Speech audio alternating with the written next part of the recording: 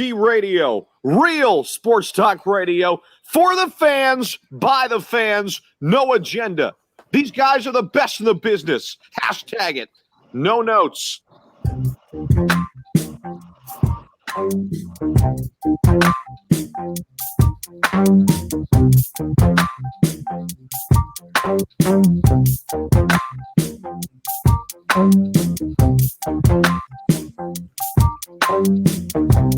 This one's for the people just joining us. Hi, folks. Bob Mannery here.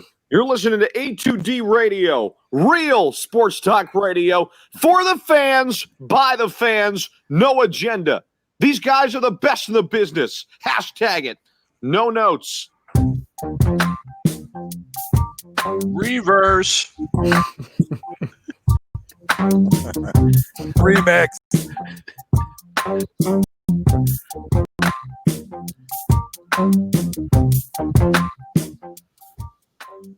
Welcome in, everybody. Another edition of the Fix, AM and the PM, only on A2D Radio.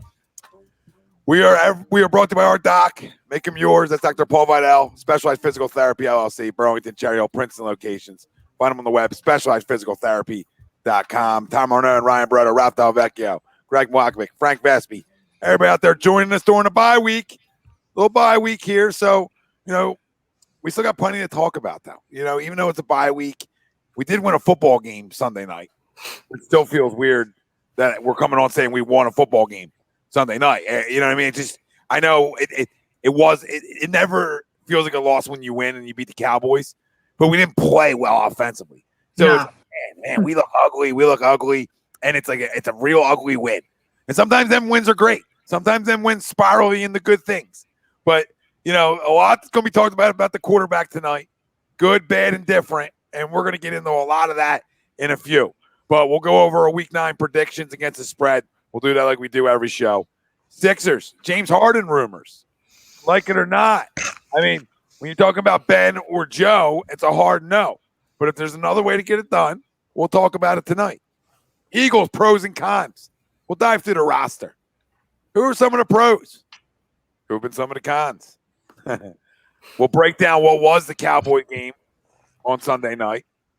Right, so we'll break that down a little bit, obviously, and we'll move forward to the Giants, who played well against the Bucs the other night on Monday Night Football. So we'll look a little forward to them and what we need to do to correct things here in Philadelphia. So we got a lot to talk about. Our poll question brought by Ambuck Services, AMBUCK Services.com, 20% off. Tell the boys from A2D Radio sent you. Carson Wentz has been the most disappointing member of the Eagles through 8 weeks. You agree or disagree? Let us know. Facebook, YouTube, Twitter, Twitch. That's where we're live. Everywhere you get your podcasts, we're there as well. Like, follow, subscribe, download, join the conversation with us. And everybody's chiming in already. And everybody's in the house. And, what up, Pete? And we're going to see what up, Pete. And I'm telling you something. I'm a big Carson defender. And I think everybody here is, right? I mean, I don't even say defender. We just trust him. We think he's the franchise guy, right? Mm-hmm. Absolutely. I would agree to this poll. It's tough. It's difficult. It really is difficult. But, has he been the most disappointing? Yeah. In terms of his numbers, in terms of the turnovers. I mean, I can't run from the fact that he's turning the ball over at an alarming rate. I can't run from that fact. Nobody can. Nobody can sit here and say, that's okay through 8 weeks. It's not. Okay? It's not okay. Tough to win games when you turn the football over that many times. So, for me, he is the most disappointing in terms of what I thought his numbers were going to be and what we thought some of these weapons around him could be coming into this year. And now, granted, we know there's, everything he's dealt with offensively.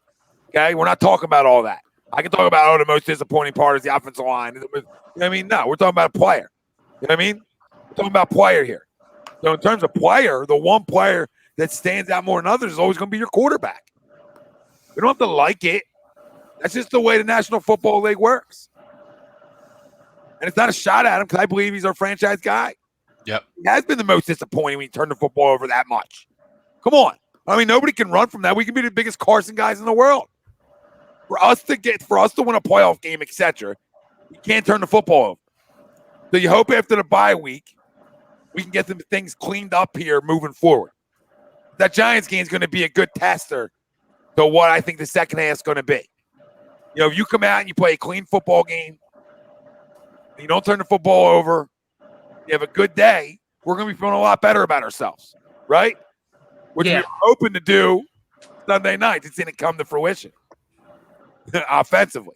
But defensively, dominant performance. We'll get into all that. But to the poll, Carson Wentz has been the most disappointing member of the Eagles through 8 weeks. Agree or disagree? Like I said, big Carson guy, franchise guy to me. But he's been disappointing. Alarming rate of interceptions. And I know there's been a different offensive line every week. I know he's gotten guys off practice squads. I know everything he's dealt with offensively without a running game. I know these things.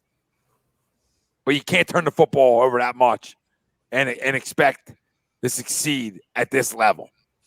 That's rookie stuff.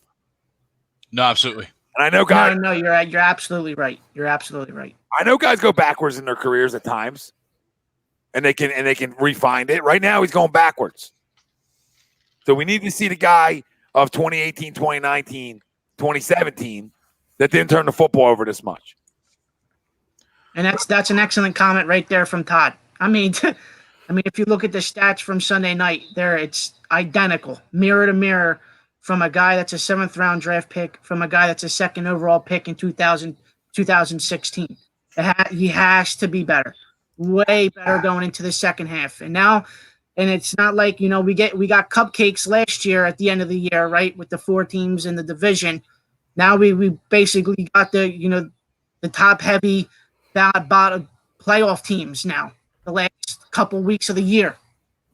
Right, you have Seattle and you have Green Bay, you have Arizona as well at the end of the year. So I mean, the road gets tougher from here on out for the Eagles and Carson Wentz.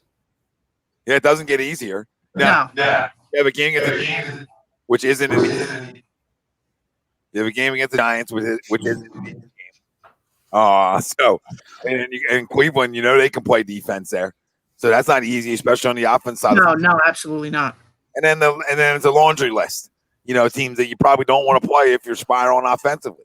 So, I mean, listen, he's got to get it right. He's got to clean it up. And I still believe he can. I still believe he can clean it up. So, I hope that, he takes ownership in this. But it's got to be something that's been pressed to him by Press Taylor, et cetera, this whole time. It's not turning the football over. I mean, it's almost probably talked about too much, maybe. Or it's like, I can't turn it over. Let me turn it over then. But it's like gunslinger, and we want the gunslinger.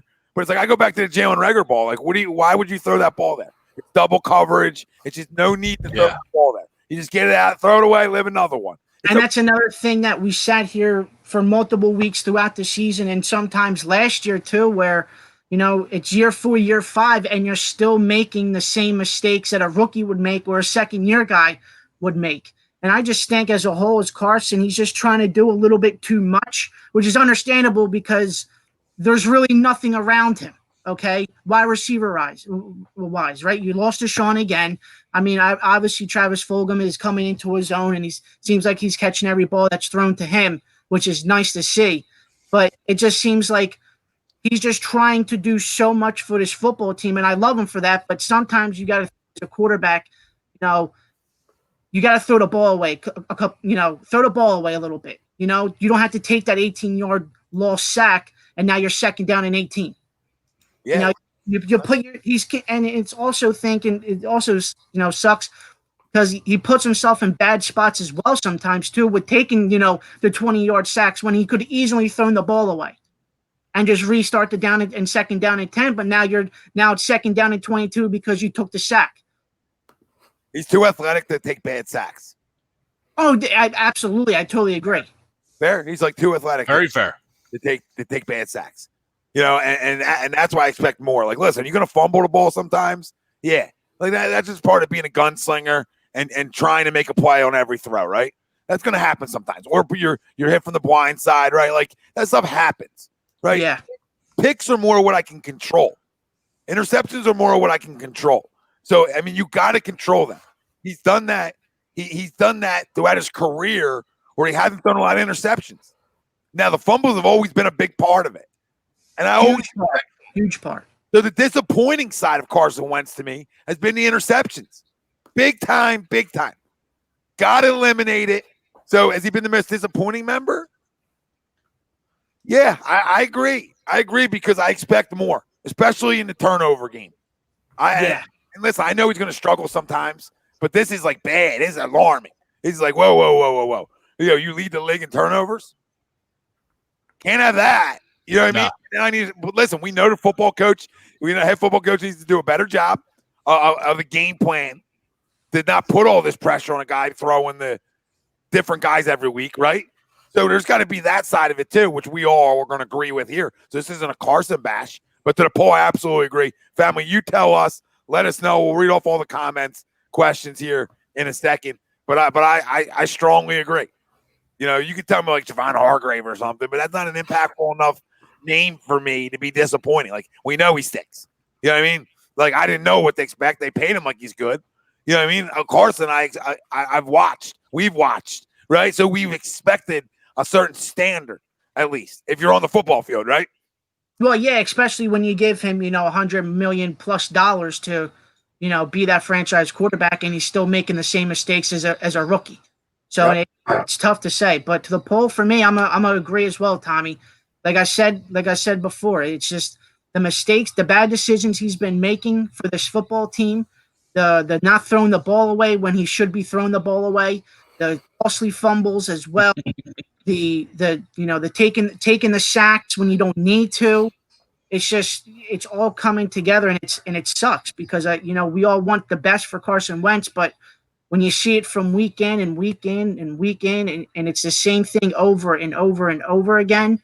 And then Frank's, said it before in the past, is that it seems like he looks for the hero play, the big play 100% of the time, and not taking, the play that's right there in front of him, to make. In hunting terms, we call that a kill shot. Yeah, to make the hero play and just take, the little 6-yard pass and just go on with your day. He's always, trying to make that hero play, but that's what comes with the gunslinger, so it is what it is. But to the poll, I agree. Mario, shut up, okay? Because one week you come in and you're saying, yeah, I love you. One week you come in and you're loving them. It's a love affair, all right? We're staying consistent. Now we're telling the truth now, and we don't want to stinks doesn't fly. That's what that guy's named the Hammer say, all right? He doesn't stink. He's not playing well. He's not playing up to his standards and the standards we set out for him, all right? So anybody just join us again. Carson Wentz has been the most disappointing member of the Eagles through 8 weeks. You agree or disagree? Remember, this isn't a Wentz bash. We got to figure out how to get him right, too, moving forward.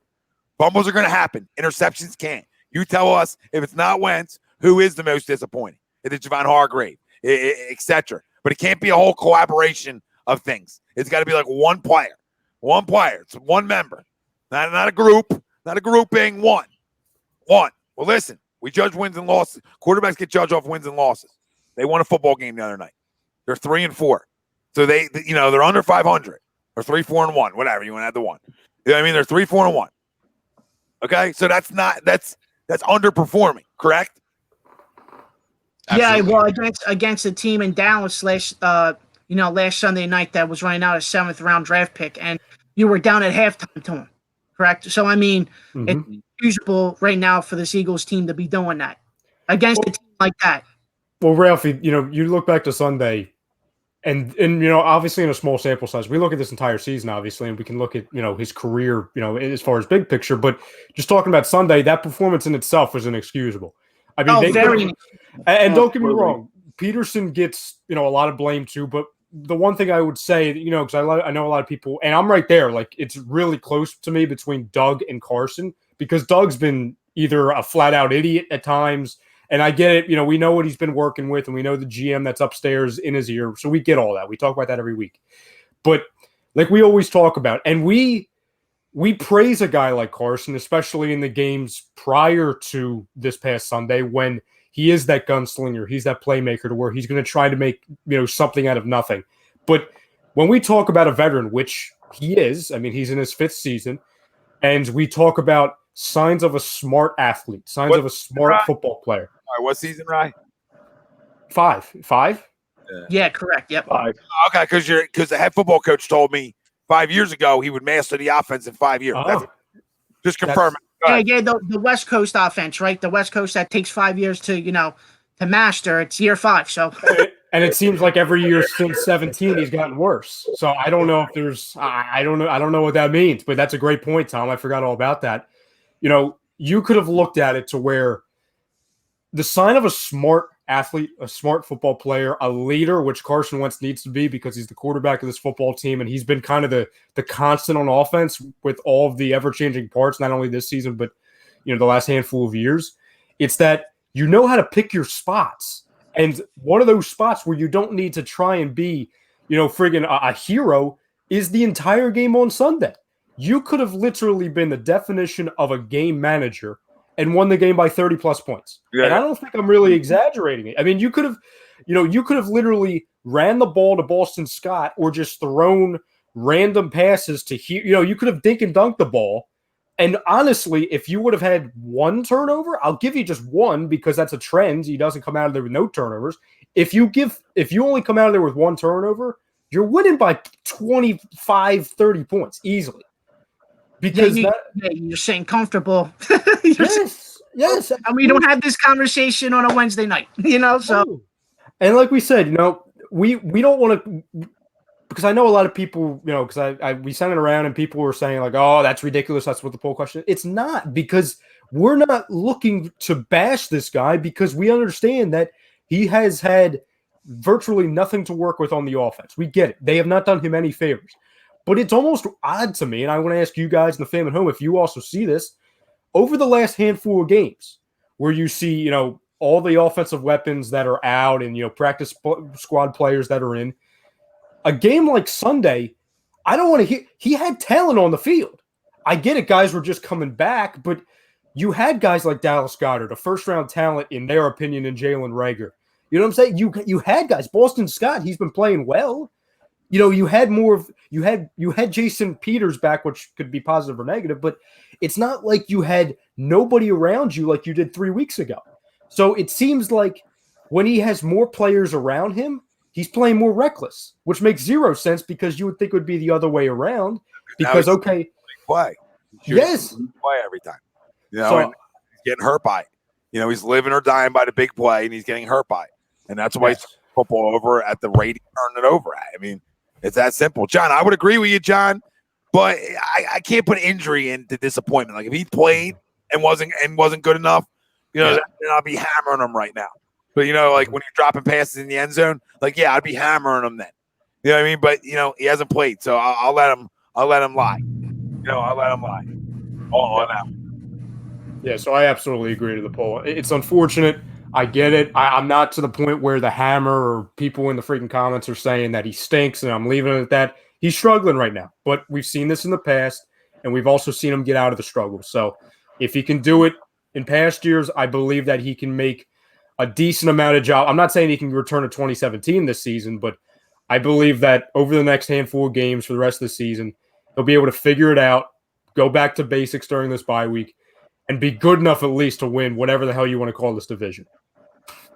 You're right. And Michael DeAndre personally started with Reich and has no consistency with coaching stints. Plus, I don't think Doug and Wentz have a great connection. They may not. And everything you said might be true. I mean, listen, when you're changing things up a lot, it doesn't help anything. Chemistry is the best ingredient. Here comes Chris Coleman. He loves this conversation. Chris, I agree too. He's been disappointing. Better than this. Dynasty says Roby Coleman is up there too. He absolutely is. Slot God. Guy calls him slot guy. When you name yourself something, you better do it. Same with Darius Slay to a point. He's played well, but he hasn't taken the football away, and your name's Big Play Slay.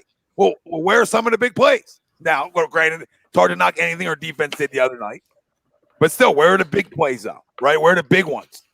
So that's fine now. He's played well, but yeah, right now it looks like Carson. Greg, what do you say? No, I completely agree. You know what I mean? You can make an argument for Doug, as Ryan said, but to me, I hold Carson to a higher standard than I hold Doug personally. You know what I mean? So for me to count Doug as a disappointment, it doesn't mean anything. Carson, to me, is the biggest disappointment because of what we think Carson can become or should be at this point. You know what I mean? I mean, you guys have all talked about, he wants to be that hero every play. I don't even need we don't even need a hero on 3rd and 6. Just throw the ball away. You know what I mean? Just punt the ball every once in a while as opposed to turning it over, right? I mean, Ralph, I know you said it too, and Frank, we want the hero play. Well, how about we just take the safe play every once in a while? You know what I mean? Throw the ball away. Just get down. Like he has been disappointing. We hope he can jump out of it. We hope this bye week resets the mind, resets the, deep breath, reset everything, come back, come out firing against a bad Giants team, and then start rolling, because after the Giants, our schedule and our team's got to be playing on the up and up. No, you're right, because Cleveland's a tough game. Yep. That's not a cupcake. It's not cupcake city when you're not playing well offensively. So you got to hope there's some chemistry. Especially on the road. Yeah, not at home either. Yep, you're right. Yep. You're right. Listen, it's a clean sweep so far. There's 4 of us saying he's most disappointing. You know why? Because in this city, quarterbacks are judged tough. Around the NFL, quarterbacks are judged tough. And it's the most team sport in the world, but we judge our quarterbacks. And especially when he's played like this. If we're 3-4-1 and he didn't have this turnover issue and all this extra going on, then he wouldn't be, right? You know what I mean? If he was on his normal career, like normal stats, how he would be usually, we wouldn't be calling him a disappointment. We said everybody else around him has been struggling. But right now, I'm not saying he's a big part of why they're 3-4-1, but he's a big part of it to a point. He definitely is. They're all responsible for it. But nobody gets free passes here, and he hasn't played up to the level we need him to play at. So to the poll question, you can see right there, Carson Wentz has been the most disappointing member of the Eagles through 8 weeks. Agree or disagree? Frank Vespi. It feels weird being up this late at night on the past couple Wednesdays. For me, I want to put some of the blame on the coaching staff, but Carson is the face of the franchise, so I agreed to the poll. Couple months ago when we had our bold predictions for this season, I had Carson Wentz do a lot better than his previous season totals in terms of yards and touchdowns. He has been performing way below expectations for me. As we all said, he doesn't have the weapons. He's been trying to go for the kill shot every single game, and he picks those spots at the wrong time. So, I get it. He wants to make the big play, but pick your spots, man. Find your open targets. Don't go for the big play. Throw the ball away, or at least scramble a couple yards. You look at his relationship with Press Taylor. That's another huge factor. They're like BFFs. It's not getting it done. It's not getting it done. This is why you need to hire somebody that will hold Carson a little bit more accountable. Maybe one, like, I know everybody brings his name up once in a while, John DeFilippo. He's the one who held Carson very accountable during that 2017 season. And you also look at, a lot of people bringing up the loss of Frank Reich, and you could definitely see, what this Eagles offense has been without Frank Reich, with Mike Rowe as the offensive coordinator and the no OC situation so far. So, but Frank, can I add one thing to that real quick? Because, and I'm not directing it at you or anything, but because I've also been that guy in the past that have said, like, oh, we got to get DeFilippo back. Oh my God, we're missing Frank Reich. I'm at the point now where we talk about 5 years, veteran. Yeah. Okay. Yep. Control what you can control. We talk about that with everything here. A franchise quarterback, an elite quarterback, which we A, have seen him be, and B, we still think he can be, and he is at times. He seemed like he was in the fourth quarter in back-to-back games for a handful of weeks this season even. A guy in that is, I should say, his potential is of that caliber. I don't think he needs a coach or a coordinator or anybody like that who's off the field with a clipboard to tell him when he needs to not make a dumb pass or hang on to the football longer. That's something on Carson. And I understand, we kind of laugh at the press conferences because it's either coach speak or player speak, and Carson's never going to really give you, he's going to say the right things. I get that.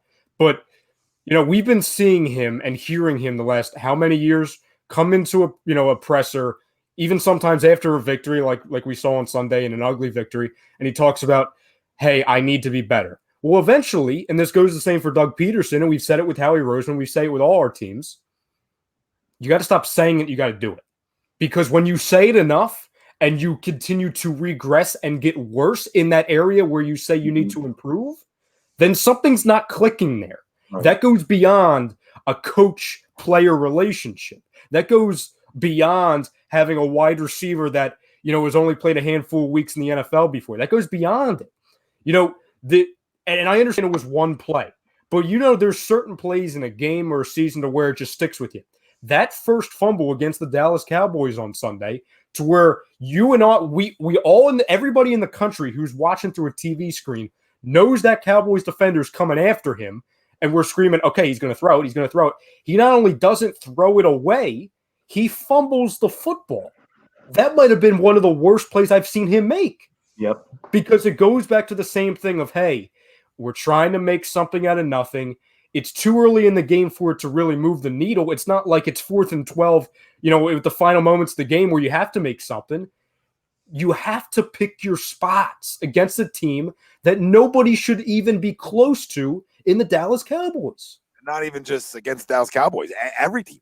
But I think that the one thing I've heard mentioned throughout everybody that's talked about it tonight is the key thing is fundamentals. Mm-hmm. The fundamentals, the basics of football. Of hey, don't hold on to the football too long, right? Don't if you don't got to play, throw it away. And that doesn't have to be all the time because we don't want the gunslinger to ever go away, right? We always want that to be a part of who he is.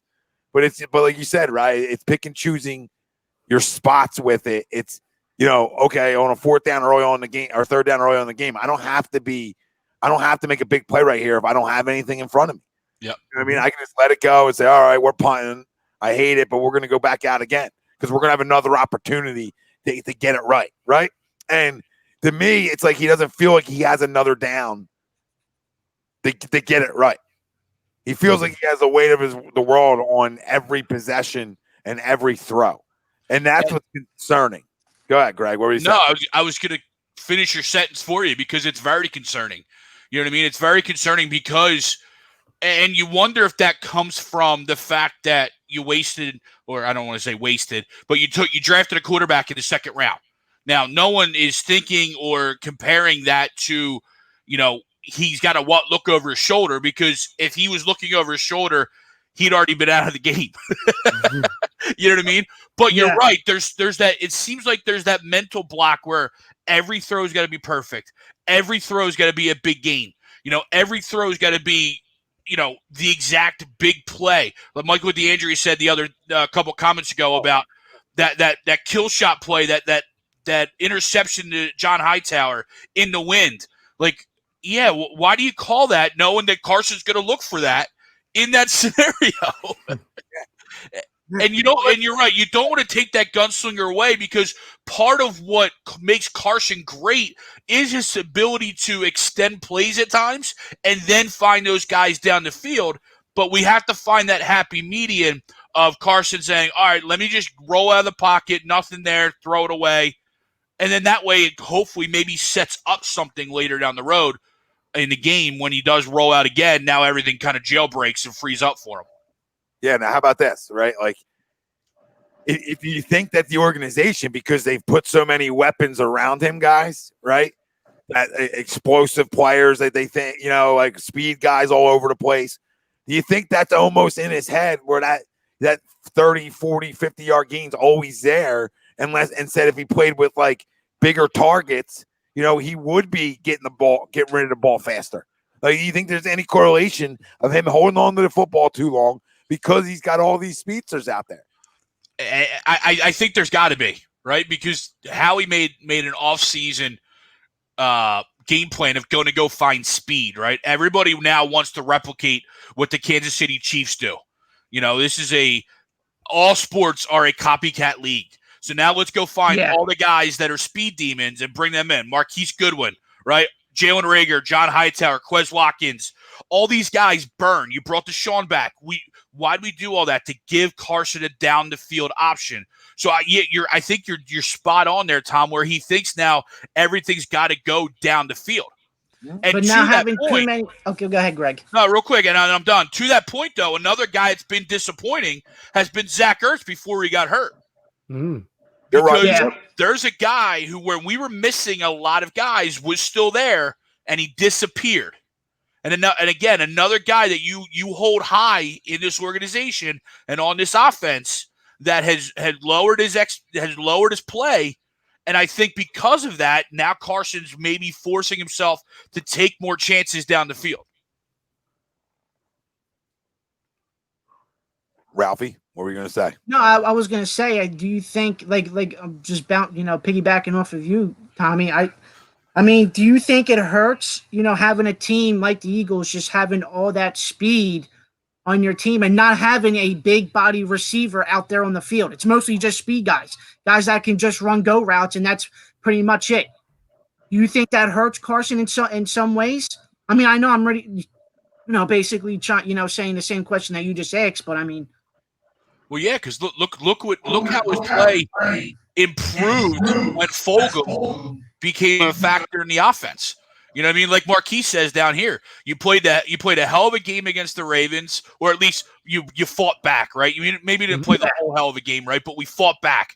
I had a chance to tie it. And two of those, that was what Fulgham's second game was the Ravens. Mm-hmm. Second game was Pittsburgh. Third game was the Ravens. Mm-hmm. Yes. Right? So he's getting more and more comfortable with, to your points, a big-bodied receiver who could catch the football, and all of a sudden he starts to look a little bit more like Carson of old. And then, of course, this week comes in and he throws it all the way out the window, and now we're all shaking our heads wondering what the hell's going on.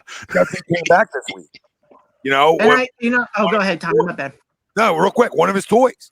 Right, like we talked about the speed almost killing him because it's even making him think he's got to make the big, force a ball downfield or try to wait for the big play.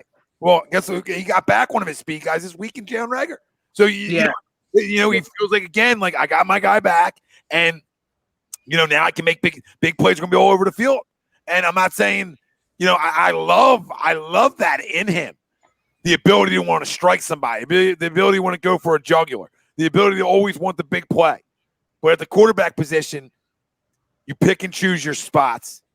It's about timing, and it's about situational football, right? And situational football on Sunday dictated that your defense was going to win you that game like we've spoken about earlier here, right? And so play situational football, right? And let things come to you.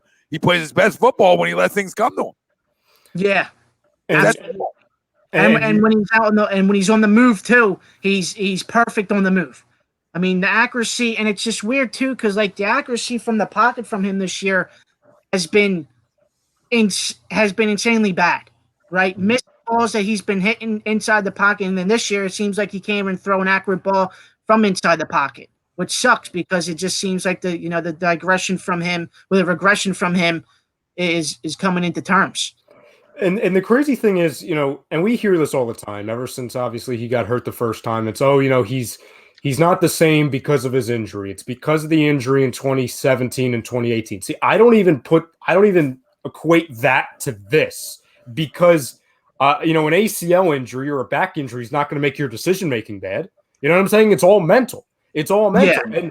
And Tom, I know you did a video, early in the season about this, and by no means do I now disagree with your video that I'm going to mention or say that the people that were saying this were correct.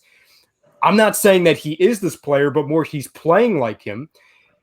After games like this, and we've seen numerous times in the past, to where you continuously shoot your team in the foot by your own decisions. It's nobody else but him. When is he going to look in the mirror and do something else from that? And if you're not going to, I'm sorry, you look, and this is where the Jameis Winston comparisons come to. That's not who he is because, A, he's not a backup or a third-string quarterback on the Saints. And number two, I truly believe as crazy as all the interceptions have been, I don't think we're going to see a 30-30 season. But the mirroring image is him so far this season. because that's a guy who he does have that gunslinger playmaking, type of attitude, but he's an idiot when you come down to being a smart football player. He has zero decision-making skills at all, to where I now understand when people want to be like, oh, well, this is Jameis Winston 2.0. I get it. Now, do I think that's going to be his legacy of his career and he's going to be a third string or a bench player in a couple of years? No, because he's way too talented for that. And he's one guy's did that his whole career, though. Like Jameis Winston threw picks his whole career. Yes. I agree with that. And real quick. Sorry, Rafi, real quick. 8 games is all he's done that in. You know what I mean? Like, he wasn't even like that last year. No. So, that's why that argument. He does that for 2 straight years. Let's start having a conversation, right? Like, if he starts doing it for 2 years, then that conversation fully on the table. Until he does it for a long time, like the other guy did, I can't compare him to him because Jameis Winston never had an MVP type season. So, you know what I mean? I can't compare him to a guy who was a high pick and never lived up to it when the other guy essentially lived up to it. But what I will tell you guys this, and I'll tell you what's mind-boggling about this, what I don't like. When somebody's going to go over on the sidelines, and there's a couple things you can do, all right? Let's get together as a coaching staff with my quarterback and try to do some things there, right? Or the second thing you're allowed to do, until a guy has a pedigree in terms of Super Bowl championships, okay, or a ton of freaking success, I'm allowed to put a guy down for a quarter. I'm allowed to put a guy down for a couple drives. I'm allowed to put a guy down for the rest of the game if I want to. I'm allowed to, and he gets his job back next week. Okay? It's happened to star NFL quarterbacks in year 5 or before, all throughout NFL history. It happens. Okay? Just go up the turnpike or whatever, you go to Pittsburgh. Right? Go up to Pittsburgh. Ben Roethlisberger, before he won Super Bowls, was benched before when he's had bad games and really struggled. Okay? It's a difference That's the difference of accountability. Right? We talk about in sports accountability. Right? It's all we hear about when we talk Sixers in a little bit was accountability. Well, guess what? It's the same thing goes in the NFL too, especially for my quarterback. Some accountability. And it's okay to say, you know what? Come see it from this side for a little bit. That's all. Come take a breather. You didn't lose your job. Calm down. We don't have to be delicate with freaking kid gloves for the rest of his freaking tenure here because another guy won a Super Bowl. We don't have to be like that. We don't have to. And other than the fan base need to let that part of history go, right, and love it, and not have this one equal the other right now. Like if he struggles against the Giants through 2 quarters again, right? I'm contemplating then saying, hey, come breathe with me for a minute. Well, we talked about it on Sunday, right? I mean, we were doing a live reaction show and, comments were coming in during that time, especially at halftime. Hey, what do you do? And we all agreed and contemplated that it wouldn't be out of control to maybe start the second half with Hurts seeing a drive or two just to mix it up. You know what I mean? It wasn't anything that you're absolutely right. It's not like his job was done, Wow. Yeah, real quick, William. He goes, when Wentz gets hot and we end up 10-5-1, which, listen, if we end up 10-5-1, I'll eat a lot of words. But he says, Wentz starts improving, y'all will be eating your words. No, because I've been a Carson guy this whole time. I'm still a Carson guy. I'm telling you objectively what's going on with him. All right? Okay? Trying to make the big play too much. I mean, you tell us out there that other poll. You think that too much speed is almost forcing him to feel like he needs to make the big play? All right, somebody type that in the bottom there. Yeah. Where I put the other thing in. All right, I want to know what people think. I want to know what you guys think. Tom, what'd you say, Joe? I didn't say it. Rewrite it again. Rewrite it again. So, listen. Well, with all due respect, we're Wentz supporters, man. So we're allowed to be objective too. I think that's what makes us better than anybody else. There's no agenda with it. When he doesn't play good, and there's a trend of not playing well this year and turning the football over, we got to talk about it a little bit. And if you think he hasn't been disappointing at all, then it's just a weird agenda you have. Because we were talking about, I know I was, a guy who could be an MVP candidate this year. At least a top 5 guy. That's laughable right now. Laughable. You tell us, is the speed hurting or does it not matter? Is it just something with him? I mean, he didn't do this last year a lot. Like I don't recall suits like this all the time. There's times. Right. Get rid of the ball. Yeah. Get rid of the ball, Carson. Get rid of the ball because everybody's a quarterback on their couch, right? But at the end of the day, this wasn't like a big time problem last year. And they see it in slow motion, from the camera above Carson. Now I will say on that 4th and 3, get rid of the fucking football because you do have guys open. So people can tell me, well, Tom, if you watch it, you can't say this by the screenshot. I can on that when it's right in front of your face and it's 4th and 3. I can say, hey, I know it's easy to say at home, but you had 2 guys wide open in front of you in the middle of the field. Yeah. So what are you looking for? Why would you be looking deep there? Right. So that's like some of the head scratching moves and decisions for this football team. Michael D'Anderson. Well, what was the one play to Jason Kroom, the one touchdown pass? On the rollout in the red zone, it felt like Kroom was standing inside it was in the end zone for 30 minutes, wide open. Well, you know what's crazy too? Carson forever to look his way. It was the crazy thing is, Ralphie, that was on a broken play too. That was a broken play. The play deteriorated at the line, and he was standing there for 30 minutes wide open in the end zone, and it took Carson, a good time to find. That's what. You're right, Ralphie and Tom. I know we've talked about this a lot. That was why a lot of us had not worries about this football team, but we had well, in a way we did. We had concerns because when you talk about the 2 leaders on this football team, when you talk about Doug Pederson kind of controlling everything and Carson Wentz, it was, do they have the ability to move away from the same simple mistakes from not only this season but in the past? And Doug, listen. I know a lot of people were saying, somebody was saying like, "Oh, why are you guys talking only about Carson? It's it's about Doug." No, Doug. No, the Doug thing's up there too, and I'm sure we'll touch on that. It's a lot of things, but when you're in year 5, and every year that you continue to play, you're going back to 2016. I mean, this looks identical to 2016, Carson, when you're a rookie. No, this is worse, right? This is worse. Yeah, in a way, you're on track to be worse. What's that? Prism made a good point, though, right? When he gives Winston's ends by season, 15, 18, 11, 14, 30, right? Always in double digits. Wentz was always in single digits outside of his rookie year. Yeah. Mm-hmm. Besides this year, obviously. Mm-hmm. But he said Manning was worse, but clutching 2-minute drill. So real quick point, because I know I'm going to forget it, is that Giants game, I don't care what you did before that. Mm-hmm. Because when the game was on the line, you were money. You were money. So as long as you're money in the big moments, I can avoid that. It won't bother me as much. Sunday just puts a big spotlight on it because it was bad against the team we thought it should be better than. But I'll also say this about Dallas. Their defense on paper is nowhere near as bad as it's played.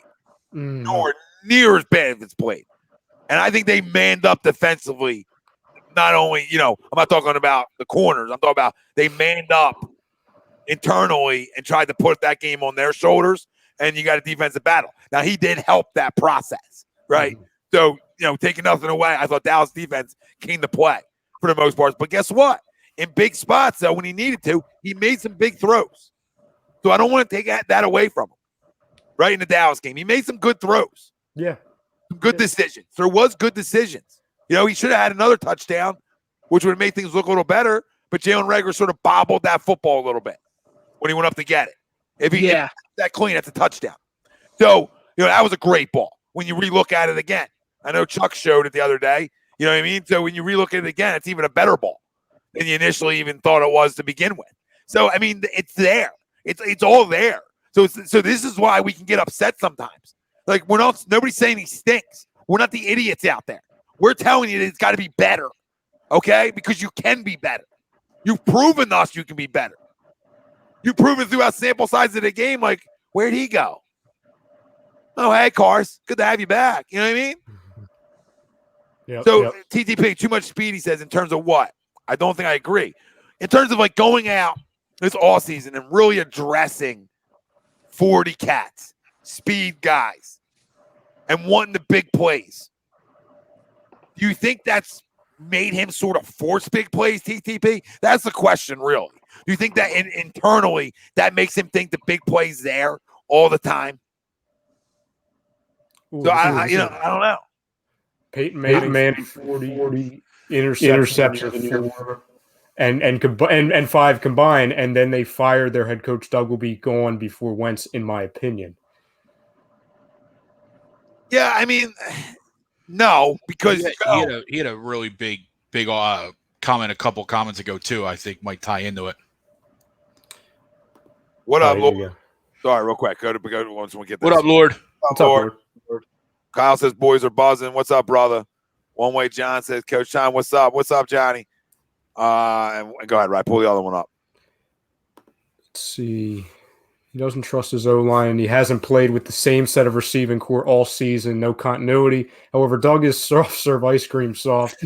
He needs to keep better accountability, and he should have sat Wentz for a quarter in the Dallas game to send a message to not just Wentz, but to the whole team.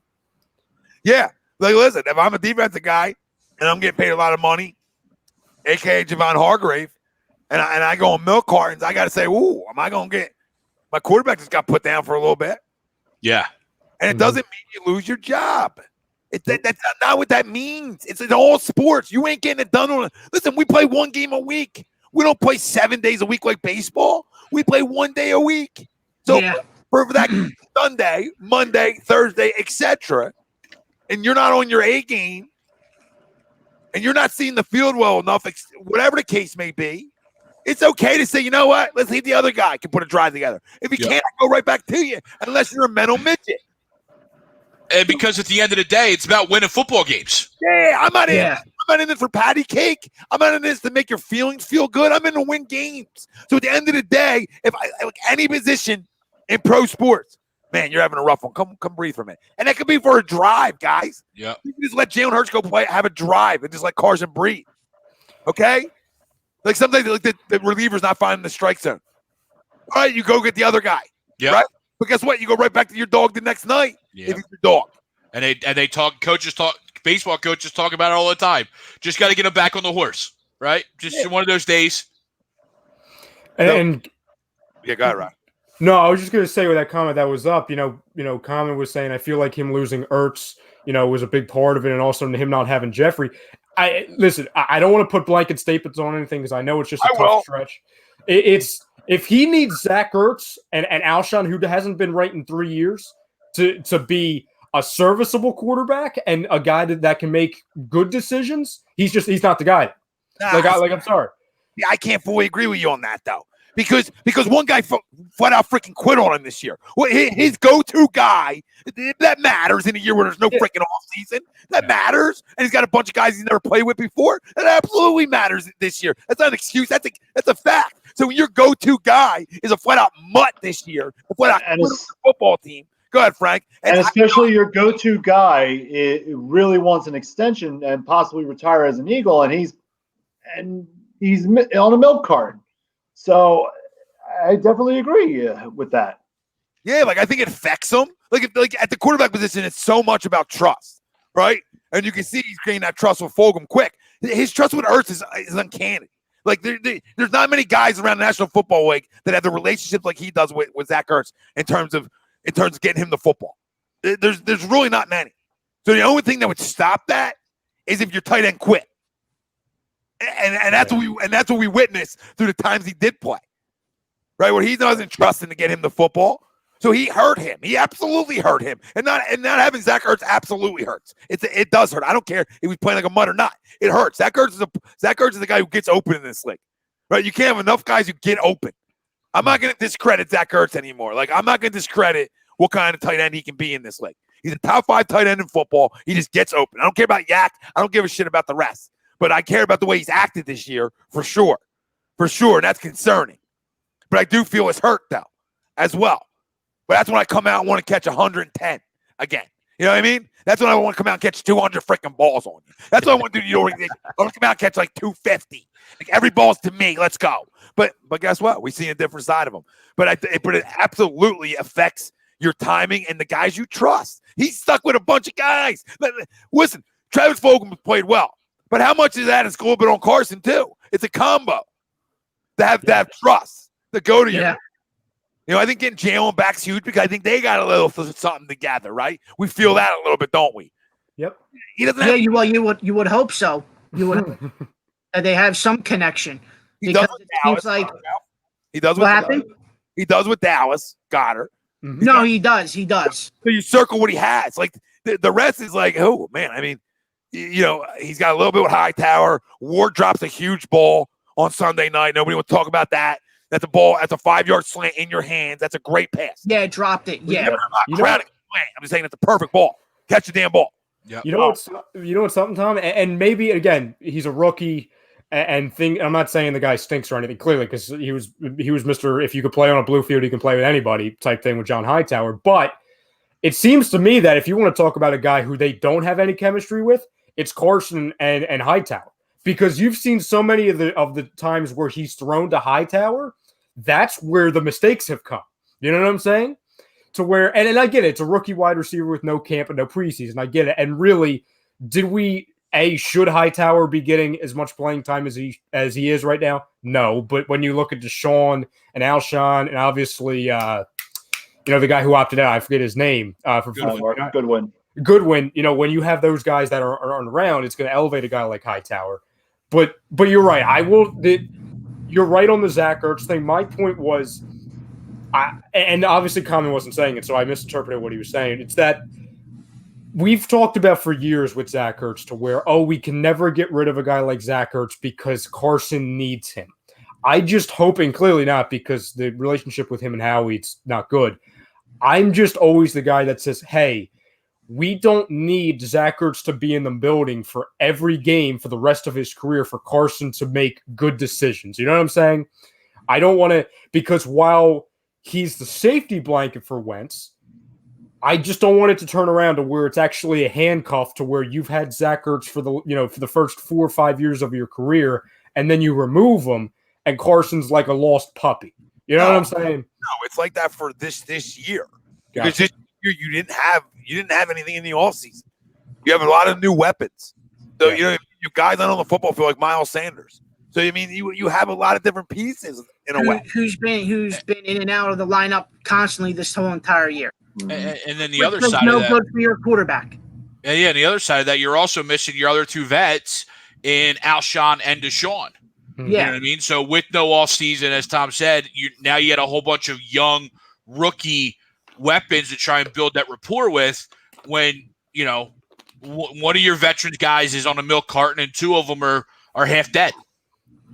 But then that goes back, and I'm not disagreeing with anything you're saying, but the most puzzling thing is, and I get it, he hasn't been perfect in any game, so I'm not negating like, hey, he played perfect against the Giants and the Ravens and the Steelers, but when there was when we didn't have Miles or Goddard or Rager, Carson played a million times better than he had. He's gonna have bad games though. You know what I mean? Yeah. I'm not putting it all on like Zach Ertz on Sunday.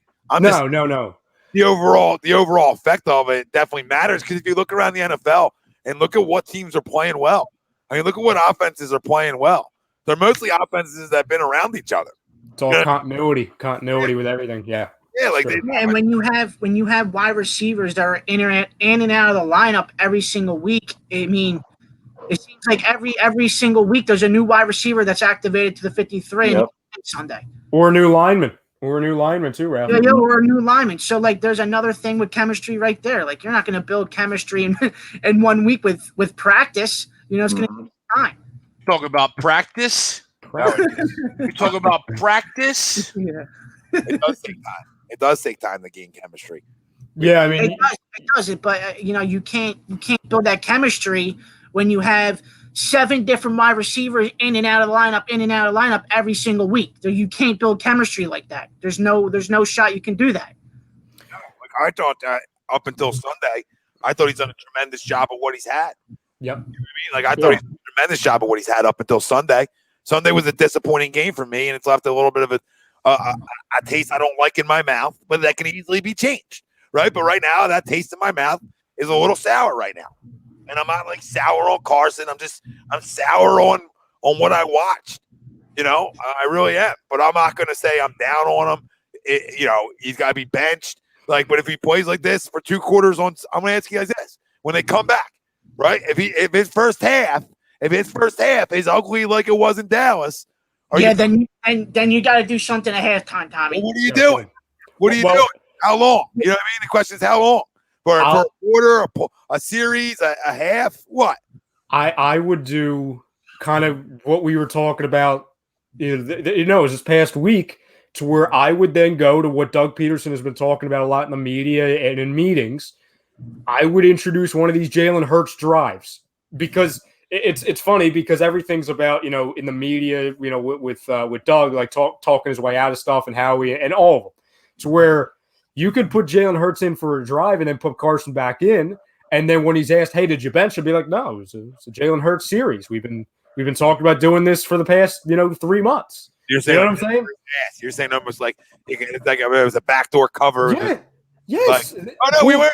It wasn't anything he did wrong, even though he threw potentially. But no, I mean, I don't even want to try to talk that too much into existence. But I agree with you, because it's there. Like, you can use him for a series and give him a breather, right? Yeah. It doesn't have to be a benching. You can let him go out for 2 series in a row and say, people are like, oh, like if he goes down and puts a drive together, or we have a big play, right? I mean, which could easily happen because guys run open when he's out there. You know what I'm saying? To a point. Yeah. And, so it's not like we can't have a big play out of it. So to me, it's like a no-brainer not to give him a series. I can't believe I'm saying this live on air. But if I'm drafting a guy in the second round with a skill set to run around, right? I'm going to give him plays, and I'm not going to give him like 2 a game. I'm going to make him a part of my offense in some fashion to help my football team win games, especially when I got a goddamn sputtering offense, an offensive line that's all out of whack. Then I can need every playmaker I can get, right? So if I have a guy like the one play, guy runs over for 20 yards. You know what I mean? Like, I don't want it the whole game. I don't want the fake quarterback Lamar Jackson the whole game. I don't want the running back quarterback the whole game. But I do want it in sample sizes. I do want it like some design to it, or some thought process behind it. Like, all right, we'll put a series together, try to go strike somebody when they're not expecting it, right? Like you can get somebody off guard right now. Like, are you guys okay with that? The whole panel here, Frank. Like, you good with that, Greg? I know you are, but like, Frank, are you good with? You know what? Come get a series. Yeah, I'm fine with it. Wow, I wish we had our draft video back, right, guys? So we were like, son of a bitches, right? But then, like, at the end of the day, I think we're all smart guys, smart football guys, and we sit back. Except for this guy. Yeah, that's fine. And then we all sit back and we say to ourselves, well, can he help us? Like, not to be our starting quarterback, because we got our starting quarterback, but can he come in and let's say and move the ball a little bit? Just come in and change the pace a little bit. I mean, I'm open to it. Thanks, Frank. That's what I wanted to hear. I want to hear a clean sweep on this, because to me, 2 series a game is going to kill Carson. No, but what happens if we get 10 points out of that? That's a win for us, because now we have momentum. Any way we can get momentum is momentum. At the end of the day, Tom, and anybody who would have a serious issue with this at this point, and again, looking back 3 weeks, I was screaming about it last week, so clearly a lot can change in a week, and I understand it. But at the end of the day, we aren't beholden to anything. We're beholden to one thing, and that's Philadelphia Eagles winning. And I know that sounds cliche, that's on a freaking headline. People talk about it all the time, but it's the truth. It's the truth. And I honestly think, listen, as much as we flipped down and we went viral for the freaking the reaction with the second the second round pick with Jalen Hurts, we can't help that anymore. He's here. He's here for the next 5 years. And he's going to be on the field, because you don't sit a second round pick on the bench for. Exactly. And you're going to see him a handful of times here and there. And if Carson's having a bad game, and they even were saying on the broadcast, at halftime, with the score, how the score was, maybe does Doug, go a different direction, and you see more Hurts in the second half. Obviously, we saw a little bit of Hurts, but, Carson obviously finished out the game. Let me tell you something. Any quarterback in the National Football League has that kind of first half outside of Brady. They're coming down for a minute. Mm-hmm. Okay, they're coming down for a breather. I mean, outside of maybe 4 or 5 quarterbacks, guys.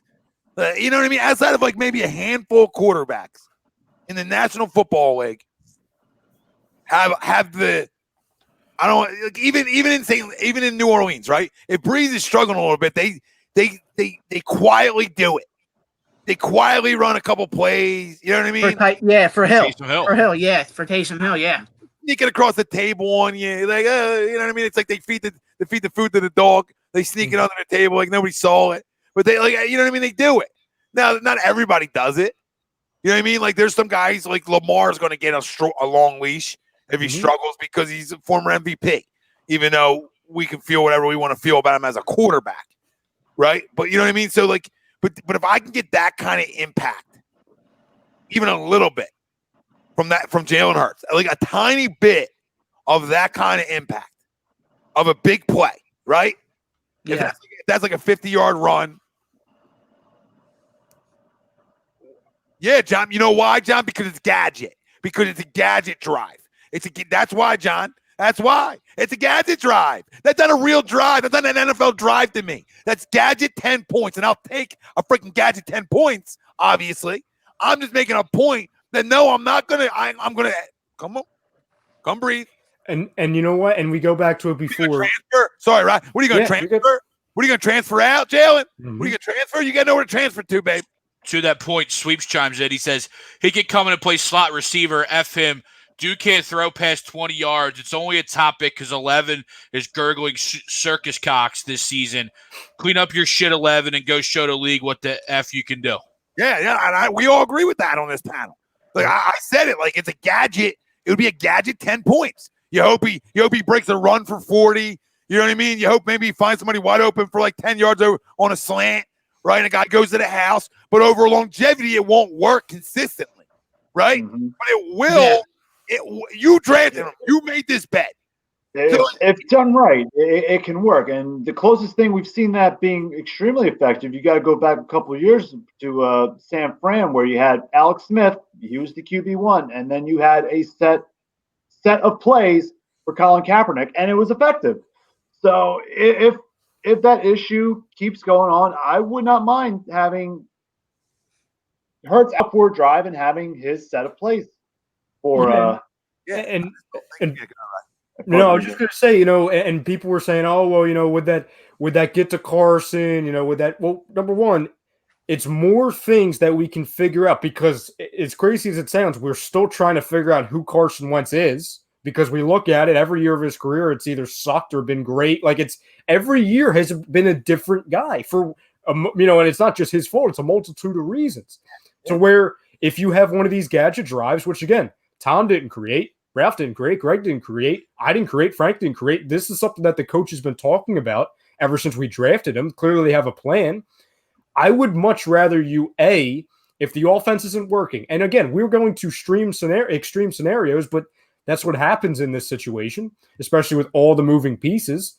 If you need to put Jalen Hurts and you'd be figuring him out. Like, it's not like you'd only be figuring out things about Carson. You'd be figuring out things about Jalen Hurts to where if he could throw a ball for more than 9 yards.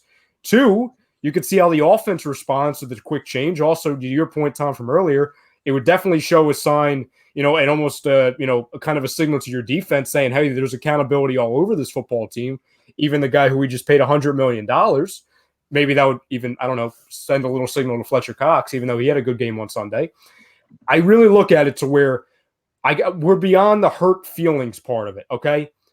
Number one, if you're worried about hurting his feelings, you're not drafting Jalen Hurts. And at any point, to where if it's going to help this football team not be a disaster, anything close to what it has been on Sunday and in certain parts of this season, I'm all for it. Because if that offends Carson, then he's not a leader. And I'm not saying it's going to, but anybody who's worried about it, Carson Wentz's feelings about individual players, that's not going to win football games for this organization. It's just not. He's got $100 million for his feelings, so yeah, I just need to win football games. Yeah, I don't care about the feelings either.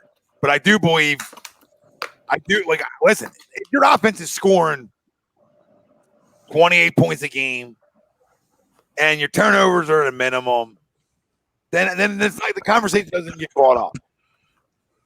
Right? But like if you're not if you're having trouble with explosive plays, then you try it. Well, I mean, sometimes to that point, if his interceptions were cut in half to 6, nothing else changed. So he's at a 58% completion rating. 1,900 yards, 12 touchdowns, 6 interceptions. Yeah, Greg, that's 26. That's 2017 though, because 2017 he only had a 60% completion percentage. So it's not like people want to act like he was the most accurate cat in the country. People want to act like he was throwing 72%. I mean, I think it was 60%. It wasn't anything that great, or it was like right. I mean, what was that? 2017. Well, his career is only at 63, so it wasn't that's his career. Yeah, what was 2017? I think 2017 was like 60%. 2017, he's exactly 60.2. So he was 62.4, 60, 69.6, 63.9, and now we're at 58.4 completion percentage. Yep. And what was it? 60%, right? Yeah. Best in the business. Hashtag it. No notes. That's all. You know what I mean? Just in case you forgot. Throwing that out there. But Andre, Young Money, we agree. I mean, Wentz is a bowler. Nobody's going to debate that. We believe in him. But we also, I don't see a big deal ever if a guy's struggling to stay breathe for a drive. Yep. Now, I also don't believe in benching him. So is that can I have both? Can I have both sides of it? Like, I don't believe in benching him. Like, I believe getting him out of his struggles, right? I believe, like, you know what I mean, Greg? Keep throwing because you'll get out of it. You'll get out of it, right? And I think the coaching staff believes in that, right?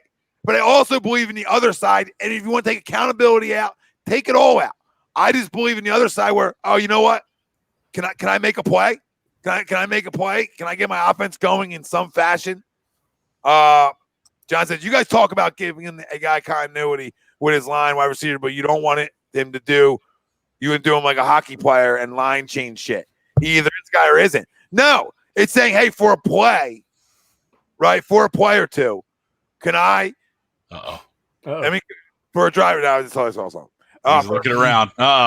For a driver, John, for a driver too, can I make something happen? And you can, because you drafted a gadget type of quarterback. Yep. It's not like you drafted, say Trevor Lawrence to back up, right? A prototypical pocket passer. Yeah. No, you drafted a gadget guy, a guy who can't throw out of the pocket, who's probably best suited on the run, doing things that isn't foreign from Carson, but is different than Carson's go-to. So that's why you could do it, because it's not like you're going from Carson to Jake Fromm, right? A pocket style quarterback. You're going from Carson to almost probably a better athlete and Jalen Hurts potentially. I gotta talk to everybody. Marquise, everybody out there. Listen, John, I want everybody to understand something, because you guys listened to me for a long time. Y'all think I'm out on Carson? Do y'all think everything you're saying isn't spot on? The offensive line, the wide receiver continuity, all that. Nobody talks about that stuff more than me, and I got crucified in this city for being a homer, for loving them too much, right? When I was just being honest about facts, okay? But Sunday was a bad game. His turnovers, the interceptions are alarming to me. I don't like the interceptions, okay? He's got to slow it the hell down. So what am I supposed to come on here and talk about all the things I've talked about the whole time? Or do I have to start holding some accountability here too and say, you are my guy. I'm ride or die with you, but I can't have this. And nobody's talking about benching him. Benching him is not even part of this goddamn conversation tonight. The only part of the conversation was, do you give a drive to the gadget if your offense is sputtering a little bit to try to get things going? That's all the conversation was. And then it doesn't, why can't we just leave it at that? Like, who are we as an offense? We're the greatest show on turf. Like, you know what I mean? Who are we? It's not Aaron Rodgers. I love Carson, but he's not Rodgers either. Like, come on. If Lord says if Brees can deal with it, Wentz can deal with it. Spot on. I mean, come on. It's about winning games.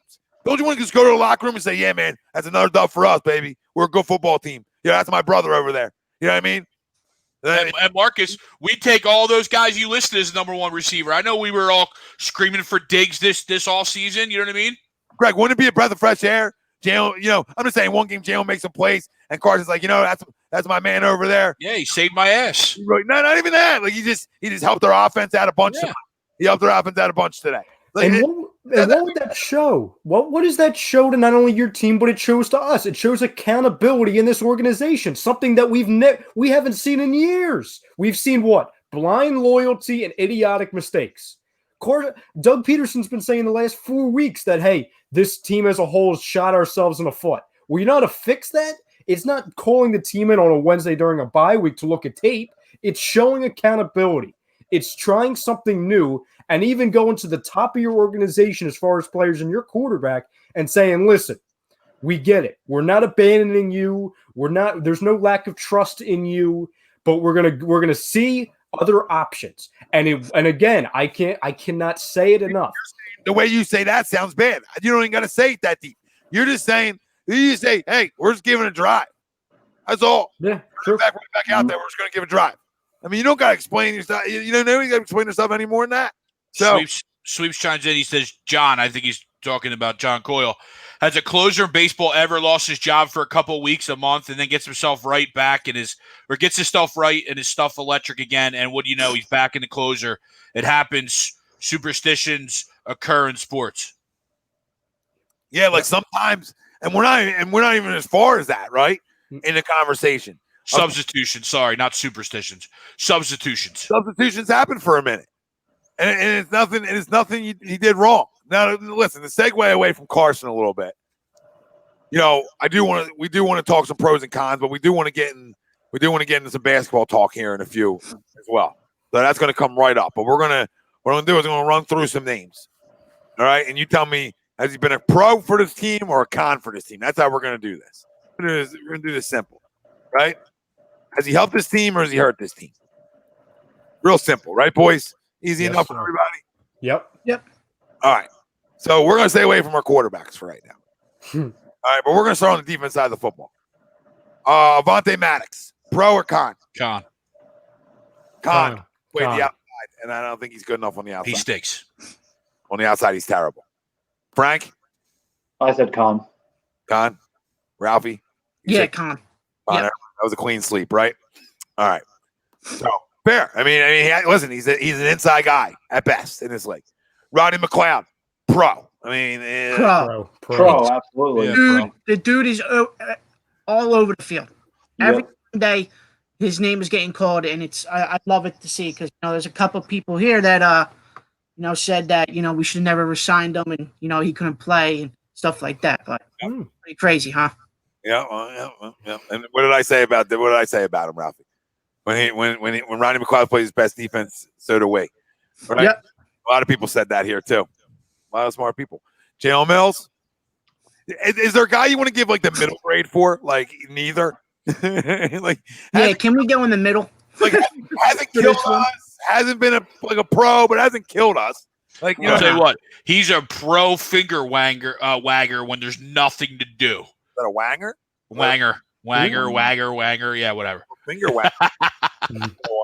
But no, you're right, Greg. I mean, he will definitely flex on you for doing nothing. I'm gonna say pro, and I'll tell you why. It's because he's moved around in different positions and has handled it like a pro. Yes. And then for more money to switch around, like some people. That's all. I will say pro, not necessarily because he's played top, caliber, but I will say it's a pro based off of the decision to bring him back, just based off of one thing. What's here? Exactly, because we knew at some point, and we didn't know it was going to be week 3, that it was going to be so injury riddled that we would have to see him in both positions. Having him as the hybrid has at least kept guys like friggin' Epps and whatever the hell the fourth. I don't even know who the guys behind like Cravon LeBlanc are on the cornerbacks. So it's kept those guys off of the field. Yeah, what the F is wrong with my QB says? Oh, I'm watching Maddox live stream COD right now. But yeah, I don't know why Jim moved into the outside. I don't know either. Ask him that. Ask him if he likes playing the outside. Tell him to hop on our live stream. Yeah, talk about we think you're better on the inside. Darius Slay, pro or con? Pro. Easy.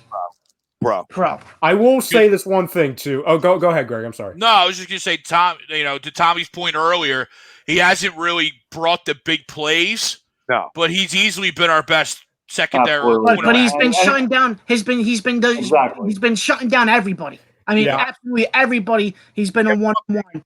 Yeah, one bad game in Pittsburgh. In Yeah. my And you know what? So one bad game out of 8 weeks, I'll take that. So no, I agree with you, one Ralphie. bad game out of 8 weeks, I'll take that. Factual. No, 100% right. I mean, that's a good sample size for me. You know what I mean? Yeah.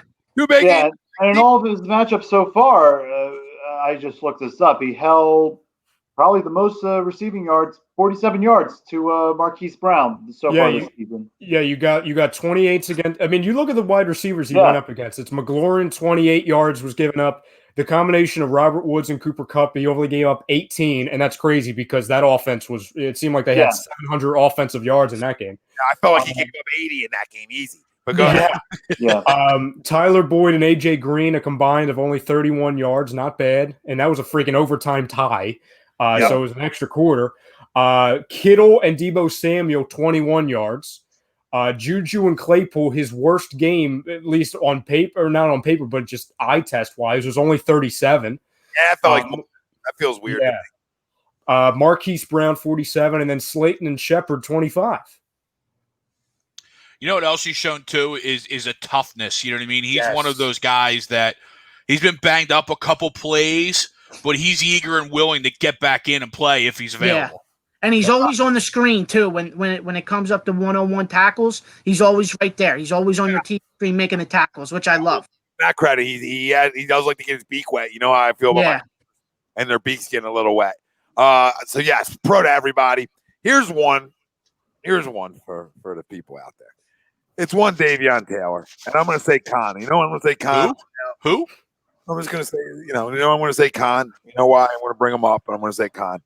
Is because third round picks to play more. Yep. That's all. We're just going to skip by that. That's a con for everybody. We don't need to go any further. TJ Edwards. TJ Edwards. To me, right now, after what we want, I'm gonna say in the middle for me for TJ. Semi-pro. Semi-pro. Forcing a fumble. That kid got some ice cream on the way home from the game the other night. I wonder who picked him as the underdog player of the week. Oh, here we go, Frank. Here we go. Pull the clip talk, Frankie. You have receipts. He has receipts. Yeah, honestly, I mean, I give him a pro. I probably would have given him a pro before the forced fumble because you just look at it. It's been him and Singleton. Yeah. Him and Singleton have been the only two linebackers that have a pulse, pretty much. For real, right? And then guess who's on the field? Them two. Yeah. Are we all good with pros with him? I mean, that's my son. Of course, he's a pro. Yeah. We already mentioned the other guy, so we don't even need to talk about him. So let's go. I mean, let's go to the line, right? Brandon Graham, pro, absolutely, right? He's pro, yeah. Might be the biggest. Yes, he's the MVP of the Eagles so far. Okay. Our only mid-season MVP would be Brandon Graham currently. Can everybody agree or disagree, fam? So Brandon Graham, at the season end of the day, would be your Eagles MVP. Agree or disagree? Defensive or just in total? Total. Right now. I don't know who we can name on the offense that would rival it. I don't know. I mean, there's only one. Travis Fulgham. That's Travis. Oh. There's only one. Yeah. T-shirt guy. Yep. Here we go. I would still say that's the only other thought to me would be him. I would still say Brandon Graham or Jason Kelce. Yeah, but that face mask penalty still bothers me, even though Again, I told you he did it on purpose. He did it on purpose. He didn't do it. He said we're getting too close. We're getting too bottled up. We need more room. How much is he paying you to say that? He was I mean, he was literally pleading to Boston Scott. Thank you. He was crying. He was literally crying.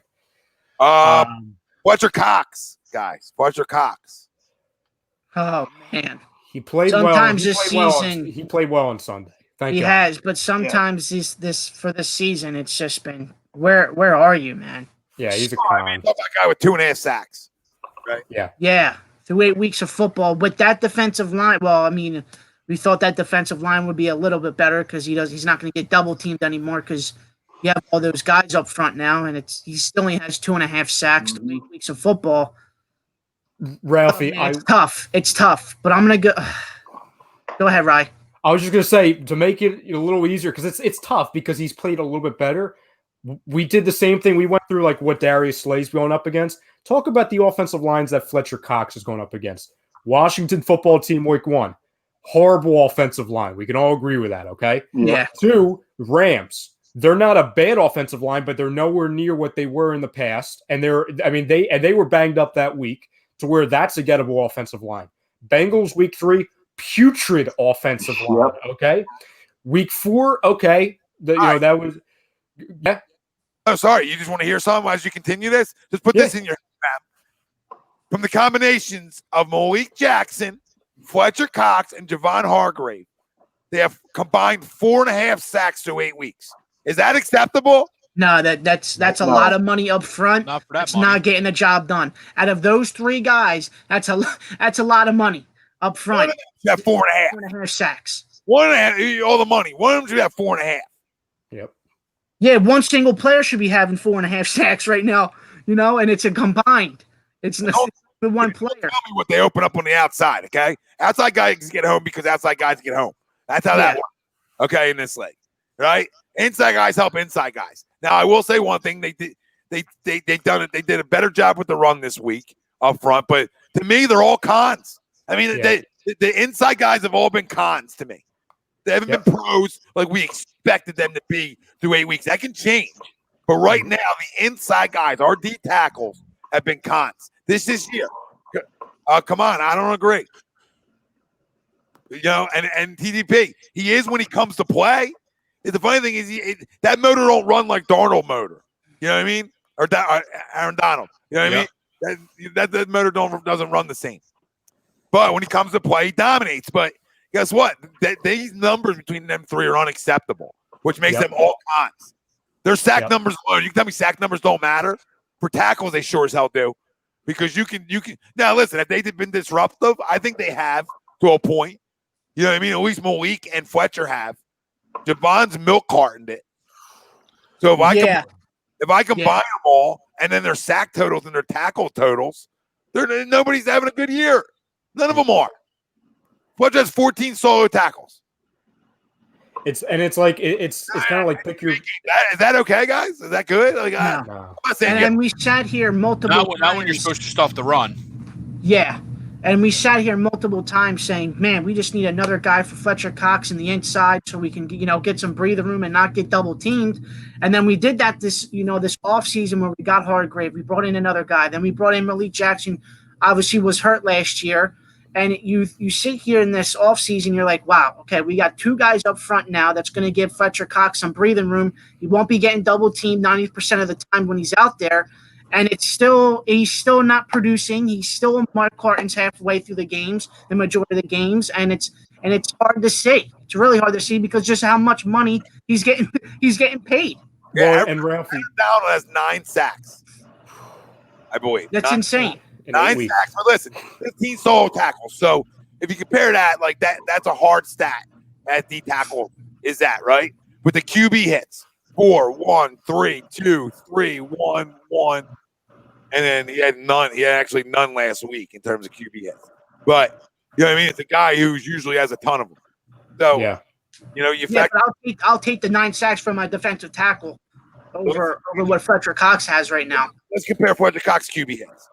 0, 0, 3, 1, 0, 0, 2 last week. That's atrocious. That's atrocious out of a guy. That's $1 million guy. That's atrocious. You go with that. Now let's look at Malik Jackson. 2, 1, 4, 2, 0, 2. And he didn't play last week. That's actually good. So maybe Malik's a little bit more of a pro. We'll give Malik a pro. Fair, guys? We'll give Malik a pro. Because I think he's played, when he's been on the field, I think he's played well. And I will say, and it's not all, I'm just putting context into it. He's coming off of a major injury to where he's a guy, honestly, to where if we had to predict, like, who do we think could have a really big second half, I would probably say him. Because he's shown the most signs out of those 3, Fletcher, Hargrave, and Malik. Out of those 3, Malik's shown the most signs and consistency out of the 3. And obviously, I think he's gotten the least amount of playing time out of those three. If you talk about a guy to where he can really have a great second half, I think it's probably going to be him. Yeah, listen. And then Javon Hargraves, I like that right too. Javon Hargraves, 4 games, 2 QB hits. So, Yeah, no, it's ridiculous. It's ridiculous. And Ralphie, and Greg, you both brought up, it's really bad when you can't fully get to the quarterback and you're not stopping the run. Well, it's even worse because you let go of a guy, and granted, Timmy Jernigan, he wasn't consistent at all, but you brought in a guy like Hargrave to where his one weakness was the run stopping ability, right? And obviously Malik, we know his deficiency is run stopping, and they're all go after the quarterback guys. And then when you don't have the linebackers to fully back up, the defensive line, then it's kind of pick your poison because you have 3 guys that are supposed to get after the quarterback. They're not getting home. And then their strengths already aren't on the running, defense. And then when you put the linebackers in there, that really you see the, how it's really added up to our rush defense has been, in the bottom percentile in the league. I honestly, and Frank or Ralph, or if somebody wants to check on this, I think heading into last week's game, I think it was like 23rd overall in the league. Our rush defense? Yeah, it was something. It wasn't good. I'm in here now. I'm looking up everybody's numbers. I mean, if the season ended right now, right, we'll move on to different guys, right? Josh Sweat. The Philadelphia Eagles would have happily traded Vinny Curry if they could find it. That coming out. Sorry, Adam. Adam started flying out. So if the season ended right now, if you combine, Derek Barnett would end up with if you double what his production is, you'd end up with 7 sacks, and Josh Sweat would have 6, right? So that's 13 sacks out of them guys over in the end right there. So you would say that's a productive year.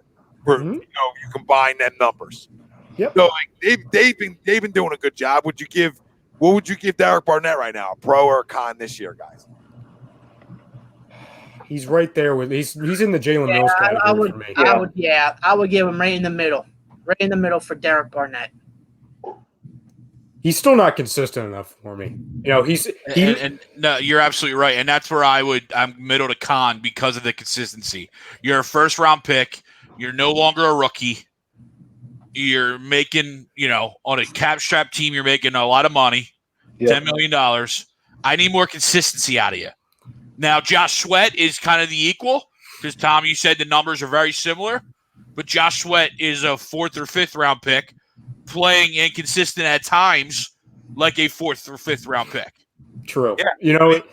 We drafted the guy. People told me he was Reggie White on draft night. Right. I heard Reggie White, calm the freak down, dude. The best pass rusher of all time, probably. And you're going to compare him to him, calm the hell down. So, go ahead, Rob. Greg, I will say, you make a good point. Just so I'm not caught, I don't do this with too many players with the, middle ground thing. I'll say this. I will put, because you're right, it's really close between the two with Sweat and Barnett. I will go con for Barnett for this reason. He proved to me, again, in 8 weeks, we're not saying this is the full sample size, it's 8 weeks, that he's a 1st-round pick that is going to be more of a rotational guy in his career. Because in a rotational guy, you can get away with not being consistent. You know what I'm saying? You're not that bona fide starter that you need to be. Can you prove me wrong in the next 8 weeks? Absolutely. No, right now, average DN. Mm-hmm. Yep. Yes, he's a depth rotational piece that we can have. Say he'll have 2 he's a second round DN. Yes. Evaluate, right? You're not drafting him in the 1st round. You're drafting him in the 2nd round, right? So it's another almost miss on the organization in a way. Even though he had one of the biggest plays, that we remember. He had a bunch of big plays in 2017. That was winning a Super Bowl. But loyalty doesn't last forever. So we're never going to forget that. But we're also going to say, man, you're up for a deal. You know what I mean? Do I want to look elsewhere? You know what I mean? Do I want to look elsewhere? I mean, I know he has to run well, etc., but he's a con right now to me. He's a con. He needs to have a big second half. Yep. Sweeps chimes in real quick. Back to the Cox argument, not to get too deep back on that. Every single all-time great was doubled his career. I hate that narrative. I understand it's factual, but they all get doubled. You get paid that contract. You can't disappear for weeks. It's unacceptable. Yeah, very unacceptable. No, it's sweeps, right? It's about simple. Are you hitting the quarterback? You know what I mean? QB hits matter. Well, the numbers aren't saying you are. It's pretty crazy when we were doing combining the stats with Donald and Fletcher Cox, how many zeros there was for Cox for the hits. Con for Josh Sweat guys or pro? Pro, right? I think it's pro. I'm going pro. I think he's expected. I would say pro just because he's shown me that pick doesn't look like it's going to be a miss. In a mid-round pick, he's shown me that I know for the fact he can play. So that's not a question. Now the question becomes, can he develop into a guy, before his contract is up? But even if his contract is up, I feel like we can extend him because he's not going to want a ton of money. Is he going to be a guy who can then develop into somebody who could be the guy that Barnett should have been or something close? You know what I'm saying? And because of the contract, I'd rather go forward with I'd cut ties with Barnett because of where Sweat is. Yes. I agree. Yeah, can he ever be a double-digit sack guy? Sweat, maybe. I think he can, to be honest. Not next year, not this year, but I think, if he continues going down this path and he stays healthy, I honestly think he's shown the talent to. Fair. Hopefully. He hasn't got action. Offense, right?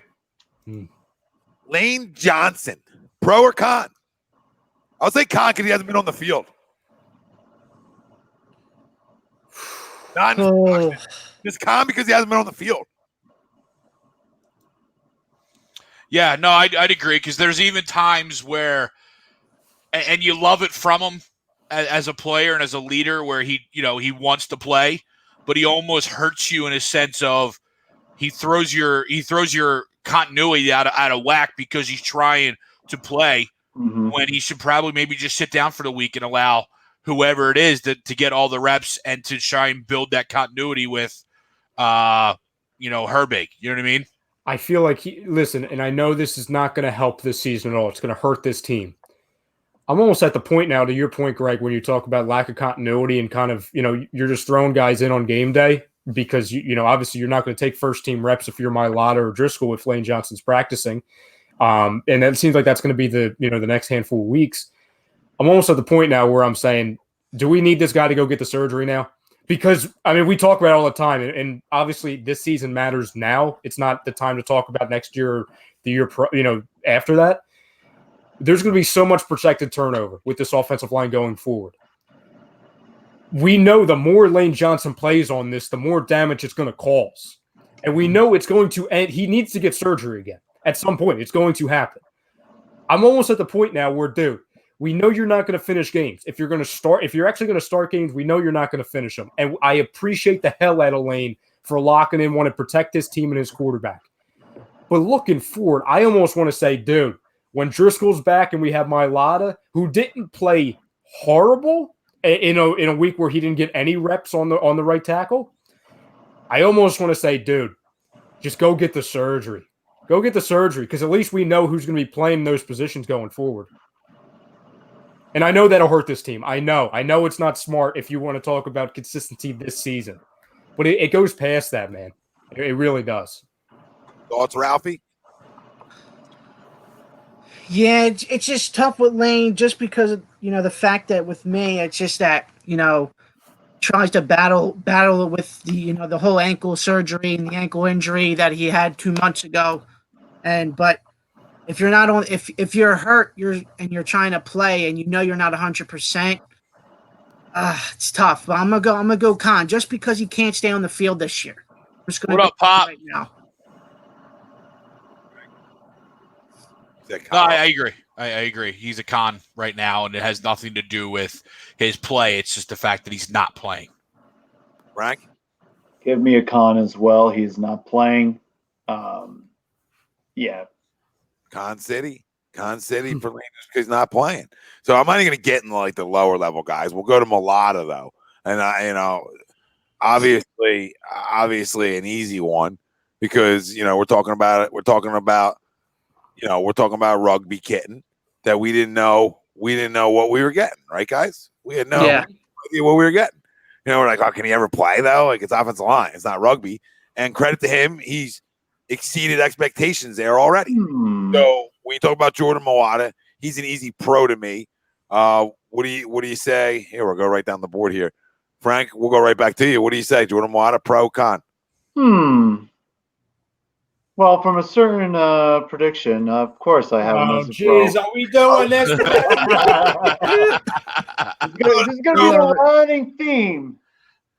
You know, I called it. You know, I gave him as one of my players of the game. You know, he's fitting into his zone. He's stepping up. We all thought that the experiment was going to fail because hi Andy. We all thought that the experiment was going to fail for Mailata, but you know he's really becoming a solid offensive line for, and especially stepping up for Jason Peters this season. And gigantic, right? Pro, con, Jordan Mailata.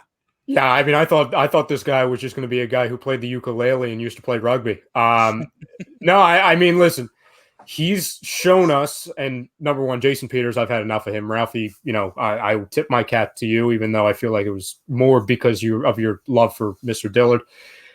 That's a position where I feel not confident, but way more comfortable than I did about 6 weeks ago going forward, because I can look at the left tackle position and say, okay, heading into next season, at the very least, you're probably going to look at a competition between Dillard and Mailata. And Mailata, who we kind of was just thrown into the fire, you know, when Jason Peters went out and Andre Dillard went out.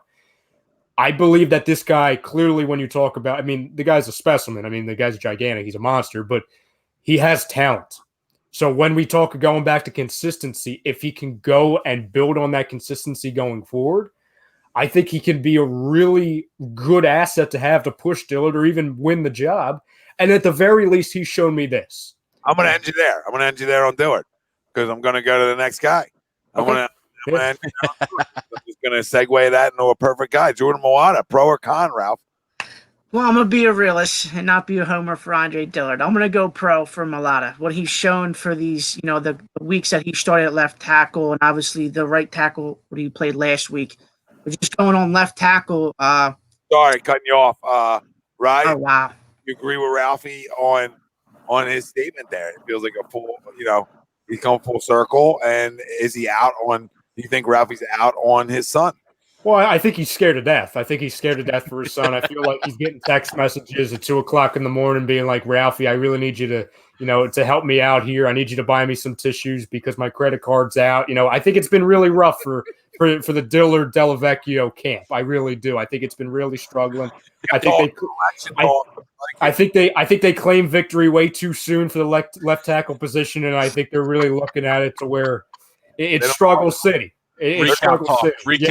You know, they're really it's been tough. They're losing spots of the fan base that I don't think they really thought they would. So it's been a tough 48 hours. No, I'm sorry. It's been a tough 6 weeks for the Dillard camp. Yep, absolutely. Greg, bro, he's been a huge con. I'm sorry, huge pro. He's been a huge pro. The ability, outside of one play too last week, the ability to swing over to right tackle and play okay. You know, I'm not going to sit there and say he played great, but he played serviceable in a last minute end of week switch to the other side of the line. Complete pro. Yeah, no, factual, pro. At the very least, Tom, tell me, agree or disagree with this, fam. At the very least, say he's not the future left tackle. He proved to me he can be he's the new Vitae, the new Switch Army knife. Yeah, because he can play different bunch of different spots. Mm-hmm. Yep. We all agree Kelsey pro. Yep. Yeah. Absolutely. We all agree Peters. Con. Come on, man. Come on, man. Come on, Tom. Come on, Tom, dude. Come on. You know, move on. Next one, please. Yeah, I mean, he held this organization hostage, and then he took a 5-week vacation. Come on, Tom. I mean, he stinks. Come on. He stinks. He stinks, Tom. He stinks, Tom. He stinks. I'm tired, but I'm also not tired of the conversation with him. But he doesn't stink. Like I don't like the things he's done. And I don't like that he's always banged up anymore at this point of his career. And you expect that from a 38-year-old, still trying to play left tackle. So, but yes, right now he's been a con. He's been a con man. You know what I mean? Yeah. Dallas Goedert. Con. Can we agree with con? Because he hasn't been on the field enough. So it's been connish. And even the couple games he was early in the year, he had a little issues with the drops. Yeah. You know what I mean? There's a couple balls that hit him square in the hands, and it's like, yo, dude, you got boots on your feet, on your hands? Yeah, because you didn't catch the ball. No, I mean 14 receptions for the year. Granted, he hasn't played in a ton of games. Tight ends, as always, not a lot of options. And now we're doing that again, Timmy. Conscience. Hello. God. Hello. God. Big Tom, you in there? Travis Fulgham. Hello. We all go with that one. We're all good. We're all good with Con. Yeah. We know JJ's Con. We'll go through these quick. Richard Rodgers, pro. Sure. Switch her up. Okay, we'll go back. Pro. Everybody's pro on him. Yep. Jalen Reagor. Hold on. I'll go leaning towards pro-ish. Right? Like he's pro-ish when he's been on the field, but a guy who's been banged up twice already. So, I've liked what I've seen out of a little bit of sample size from him. You know what I mean? But I feel like it's too early to judge pro-con. Greg, agree or disagree? Too early to judge pro or con with Jalen Reagor. I completely agree with that because when he's on the field, he's a pro, but he hasn't been on the field. Yeah. So you don't know if that's just a flash in the pants because he's a gadget or if that's just what he is. Yep. Agree or disagree, Frank? Still too early for me to determine if he is pro or con for me. Ralphie? Same reasons that Greg says. Yeah, I'm gonna agree. Too early. Way too early for him. Right? Got something different? Same thing. There's a run on the board. I almost want to go con here for this reason, okay? Hold on. Watch out for the hate mail, though. I know. You know what I mean? I know what you're doing. You're doing this. No, I know. No, not even. No. No, I don't even. A little of that. One of these shots to him, that's a different guy, but. Well, I'll take that too. That's fine. No, it's because of this, okay? And I get it. He's a young kid. But the calling out of the fan base, I'm not okay with that, man. I'm not okay with guys that have so much to say but nothing to show. And I get it. He can't help that he got hurt. I get it. But if we're gonna give Dallas Goedert con for not being on the football field, Dallas Goedert hasn't opened his mouth. He hasn't talked. And it isn't the shut up and dribble thing. It has nothing to do with that. But at the end of the day, come on, man. The only thing I'll counter with that, Rye, and the sample size of that is there is no sample size with Reagor right now. Yeah. We know a sample size of Goddard, right? We know what Lane does when he's on the field. We know what these guys do that are hurt that have been here before, right? We don't know what Reagor is yet. Yeah. So the fact that he's not on the field kind of hurts and kind of leaves that up to debate. Yep. And listen, that's why you can't come attacking fan bases. I got a lot of heat over this. I completely agree. I also get a lot of heat over this. We'll talk. I don't care. You're talking about the guys who aren't crushing you. Yep. So it isn't a shut up and dribble or catch a football thing. It's, why are you attacking us? Like, you want to attack idiots, fine, but you're worried about idiots? Because now you're worried about the wrong things. Yep. I can't have you worried about idiots. I got to have you worried about playing football. Yeah. At a high level, you worry about everybody else. That doesn't help anybody. We worry about everybody else. Listen, we can all say Travis Fulgham, pro. That's a pro. Yeah. Shut up. Real quick, we'll keep these ones quick. We want to get the basketball. We want to get moving here. John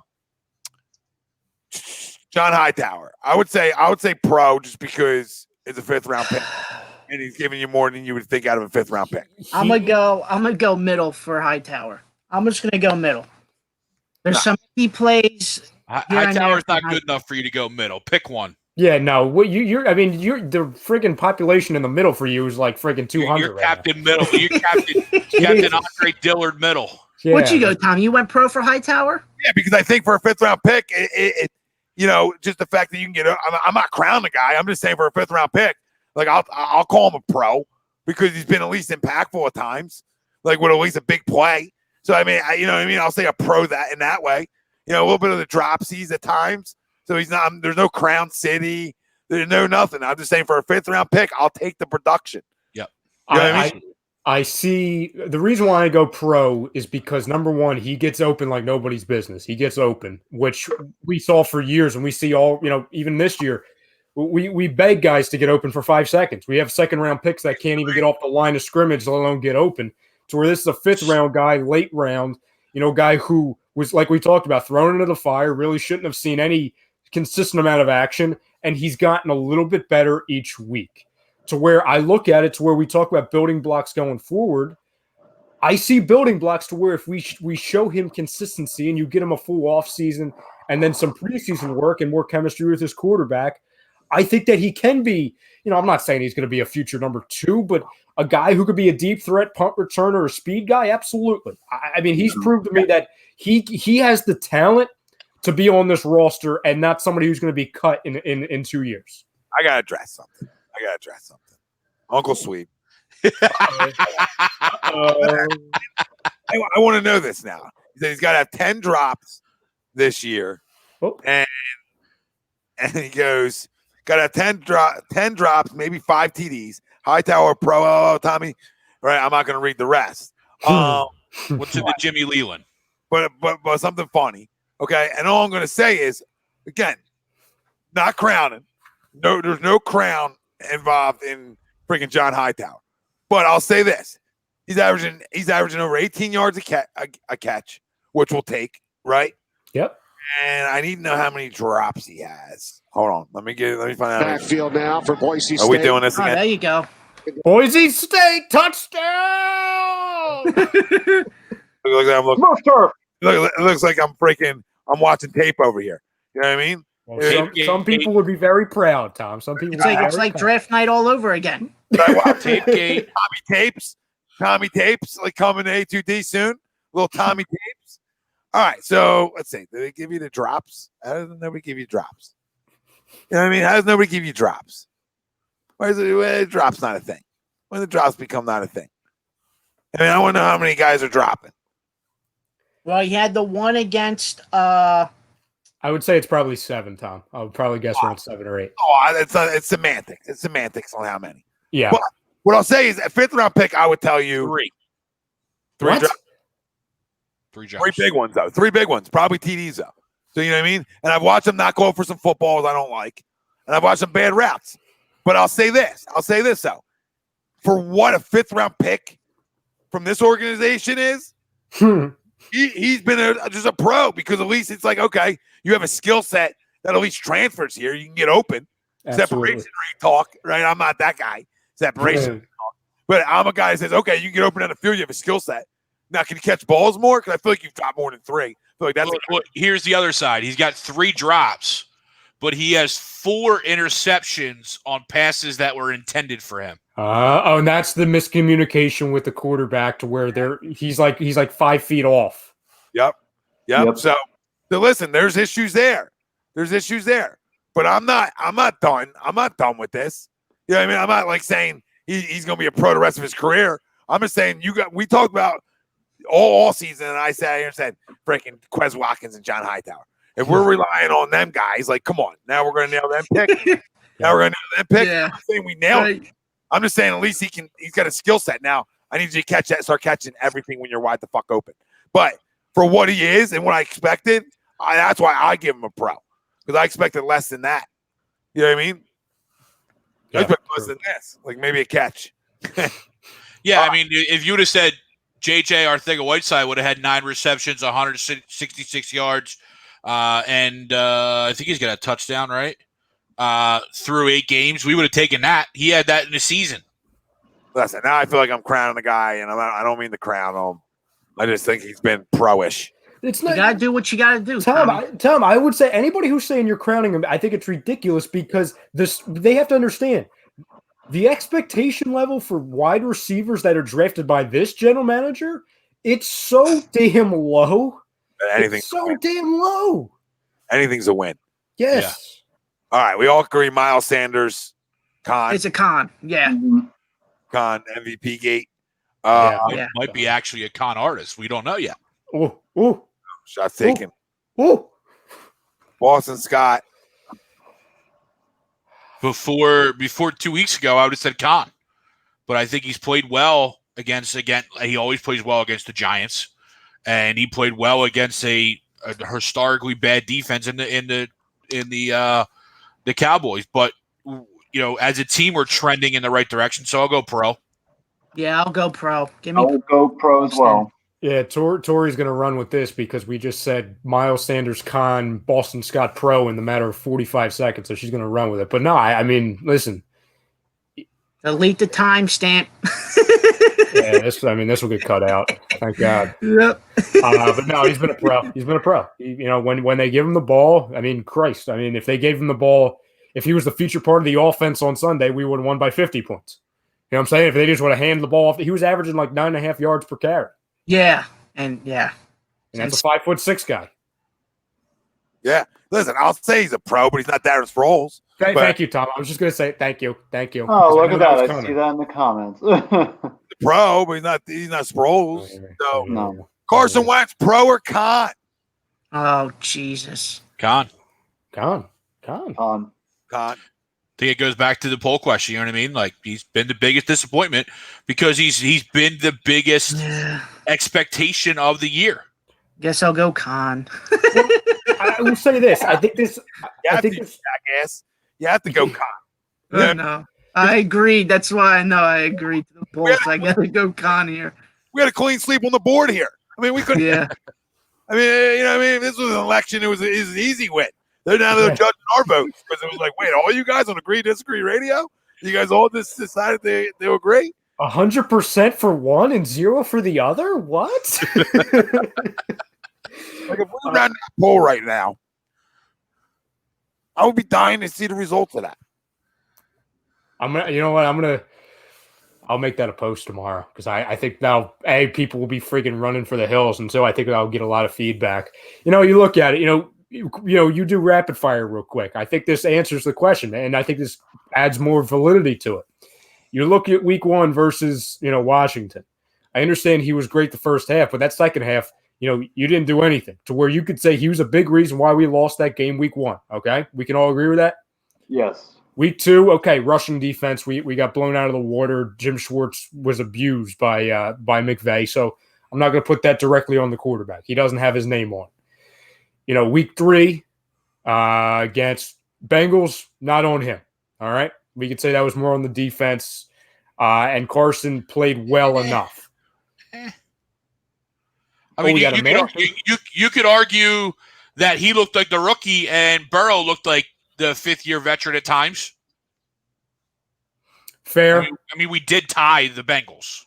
Burrow did show more consistency going back to the work. And again, like we talked about in the first hour, consistency sometimes is more important than hero ball. So that's fair. So that's kind of a push to where that was, I mean, when you tie the Bengals, that's all kind of a mess. There's nobody that kind of gets a pass. Then obviously you go to the Niners. Was he the biggest positive of that game? I think the defense was. Because you were going up against Mullins and Beathard. Don't forget too, the defense almost pissed away that game. That's Jim. That's Jim, though. That's Jim. You know what I'm saying? That was Jim. But I'm saying you won that game based off of turnovers. You know what I mean? That's really Listen, I think he played okay. He's played okay up until last week. Yep. He hasn't played good. He hasn't played terrible. He's played okay up until last week. And last night and Sunday night was just a real ugly one. So it's got a bad taste in everybody's mouth right now. Yep. Yeah. Bobby Eagle says disagree to the poll. He's like, you got D-Deck saying he's 20 years younger. Miles saying he's going to be the MVP. Stuff we talked about here. Carson carries the team even with the turnovers. No, there's truth to that. That's why I thought there'd be more disagrees, because there's definitely truth to that. Something I believe in. I believe in all the other guys freaking talking nonsense and not even being here, right? And then this guy's left again with playing with a bunch of different guys again. Yep, that's true. I mean, it's fair. It's not like, it's not an excuse. That's fair. It's fair to say. Now you got to play better, though. I mean, you got to carry. And he did, and he has. He made enough throws in that game to help win us the game. Would you guys all agree the biggest positive from his season so far is that he's proved A, the doubters wrong from past years, and B, he's proved to all of us that he has that clutch ability. Because that was the first shot taken against him for years in this city, is that, you looked at Dak Prescott, he had, X amount of game-winning drives, and Carson Wentz for a while was 0, 1. Now he's shown, ever since obviously the late stretch of last year's season, the clutch ability he has, to where he has that ability to where he can have a horrible 3.5 quarters, but if it comes down to putting his team on his back and having 2 great drives in the final 5 minutes, or even that one great drive to, get you a victory, he's learned that he has that. So I think that's the biggest positive, and also he stayed healthy. No, I would agree with that. We give everybody else the pass of, hey, that's, as long as we get to the locker room with a victory, it kind of helps overshadow some of the other parts of the game with other quarterbacks. So I would completely agree with that. Yeah, no, I mean, he's got to play better. And it's really the turnovers. If he can fix that, I think everything else is there. You know what I mean? Everything else is there. You just can't turn the ball over at this kind of rate. That's all. And Tristan says, he really hopes Wentz played bad because he overlooked Dallas. So, listen, you overlook that happens. But, I don't think it's that. I just think he tried to do too much. Really wanted to win that football game. I think he puts a lot of pressure on himself to try to do too much. And he runs himself into trouble sometimes. Yep. Less is more in sports sometimes. Less is more. So, listen, Sixers, James Harden rumors. Let's get into that for a minute and work our way out of here, right? Because we'll probably talk about this for 5-10 minutes, and we'll get out of here. All right? We started a little late. Yeah, how are we feeling, James? Listen, real quick. For when you talk for Joe or Ben, no shot. No parts of it. No, I'm not trading either one of them for James. No. Now, if you're telling me I can get James Harden, I don't got to deal with any of that. Tell me how it can get done then. Because now you intrigue me. Here's the thing, though, Tommy. Yeah, I want to be the beast. Will it work? Will it work between James Harden and Ben Simmons on the court together? That's the question. Will it work? Yeah, one guy passes the ball all the time. One guy wants to pass the ball all the time. They're both ball-dominant guys, though. They're both ball-dominant guys. They are though, Tommy. They're both ball-dominant guys. So was Russell Westbrook and James Harden. They can still both get their buckets. They still get their opportunities. Skittles. So was Chris Paul and Harden. Chris Paul and Harden were the same way too. They almost beat the damn Warriors. Listen, how did it get done, Greg? The bias and what? Show me. Tell me. Put it in the machine. Do we want to get rid of Toby though at this point? For Harden? Are you, Greg? See, this is why I yelled it. This is why we went for the wrong things. I think Harden's a crumb. You guys got a crumb vibe with James Harden. Okay? But, we were talking about, do I want him in terms of – we were talking about, do we want him in terms of Joe or Ben? And we said no. Right? But if you don't want him, period? No. Yes, I don't want him, period. However, don't we want to see Toby with Doc again? Don't we want to see what that over Harden though? I mean, Toby's younger. Toby's stop. Toby's never going to be a league MVP. The difference is Joel and Ben could be, right? Toby's never going to be a league MVP. So if we have an opportunity to deal him and some things for James Harden, Toby's not a piece of shit. Okay, I don't think he's that much of a piece of shit. I think he's got a lot of me in me, no question about it. But there's a lot of accountability on this fucking staff. Yeah, I mean, and honestly, and our disagreements from last week, it wasn't even based off of you guys wouldn't trade Ben or Joe for Harden, because I agree with that.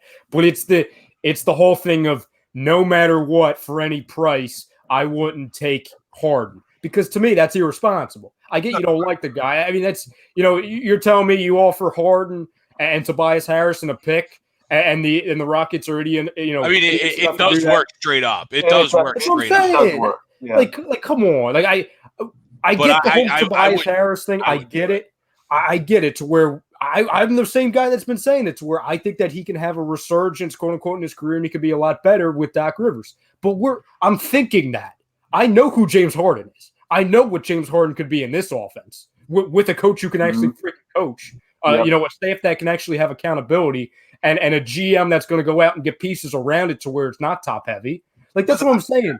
I've been very consistent with it. I just said my whole thing is like, I'll take James Harden, just not for my 2 stars.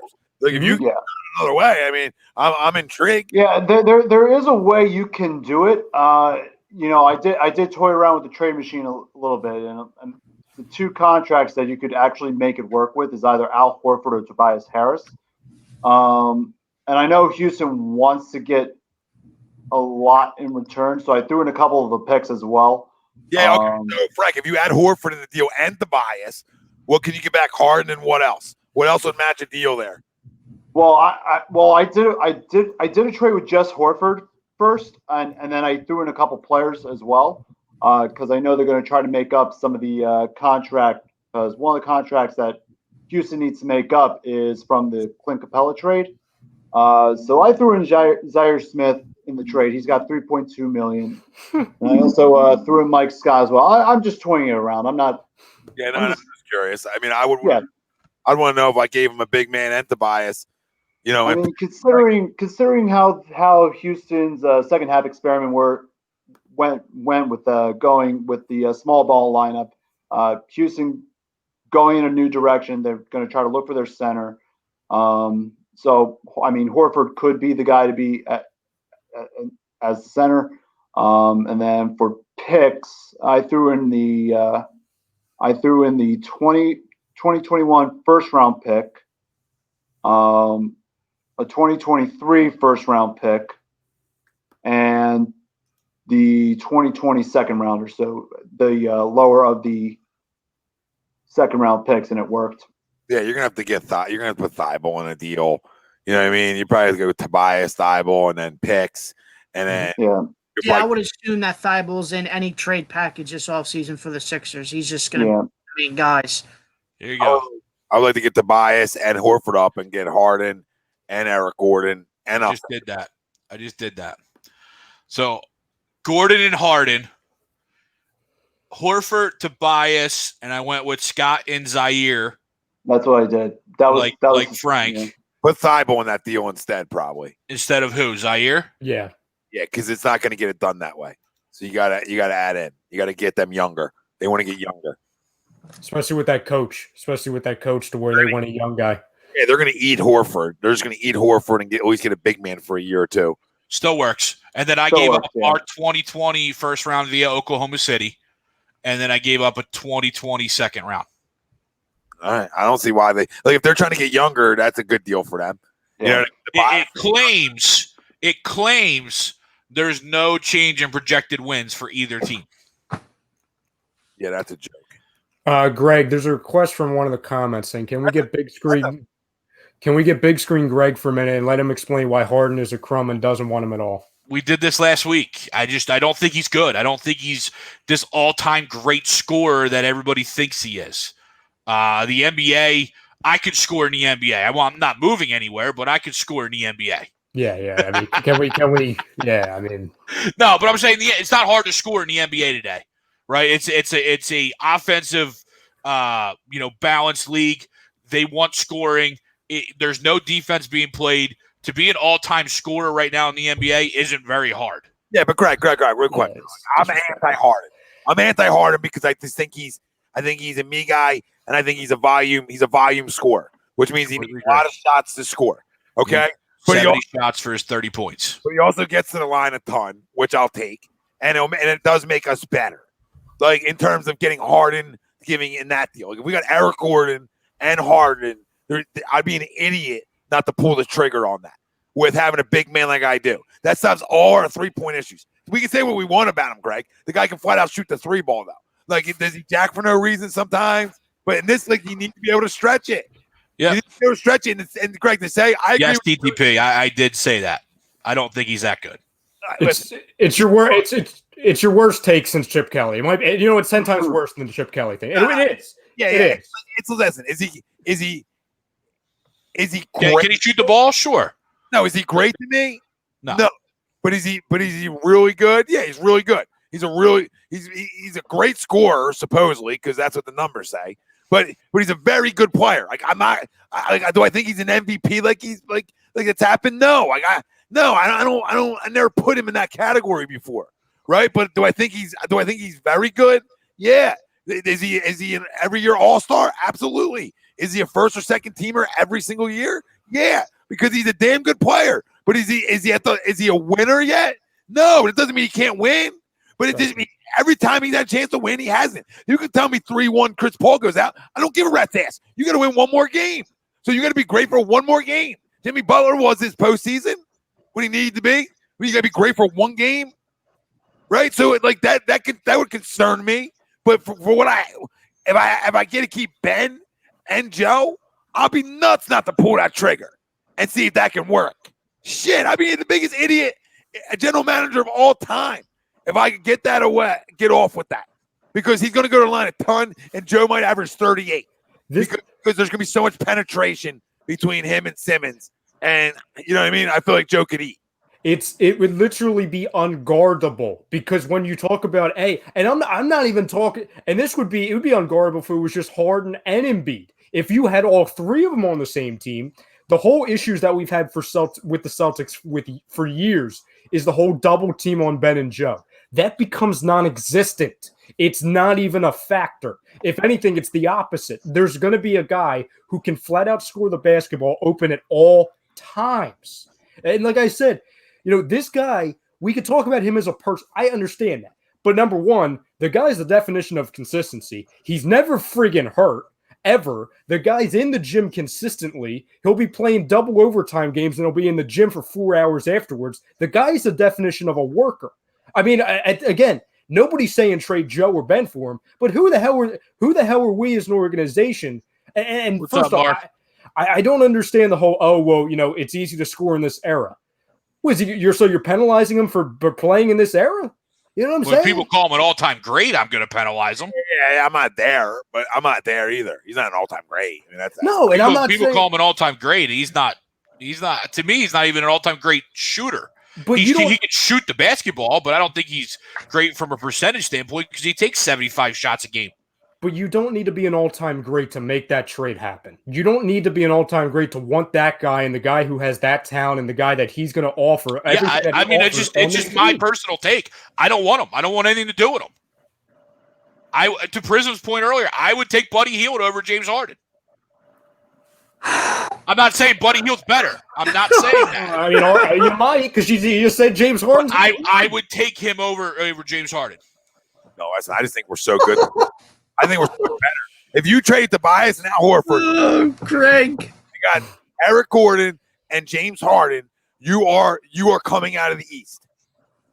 You are coming out of the East, Greg. You're coming out of the East. Done deal. It's a done deal. Wow, you know what I mean? Everybody should be up for that kind of deal. When you get a team up, them four guys. The other four guys you're really teaming up are Ben, Joe, Harden, and Eric Gordon, who can flat out shoot it. With a big man and a guy who loves to create and kick and Ben Simmons. I mean, it's like the perfect matchup. And who's guarding Jaylen Brown? Who's guarding Jason Tatum? Ben Simmons can guard one of them. We know that. Okay? So, and he shut Tatum down for the most part when he plays them. Don't disagree. Okay, and Eric Gordon and the other guys can, then you got to run guys at, then, I don't know. I mean, you're going to run guys at Jaylen Brown. I mean, who's going to cover all our guys? They got to do the same thing back. Exactly. I mean, honestly, Greg, can I ask you this? If you had that roster, okay, or just that starting five, can you not? I mean, even I understand you don't like them.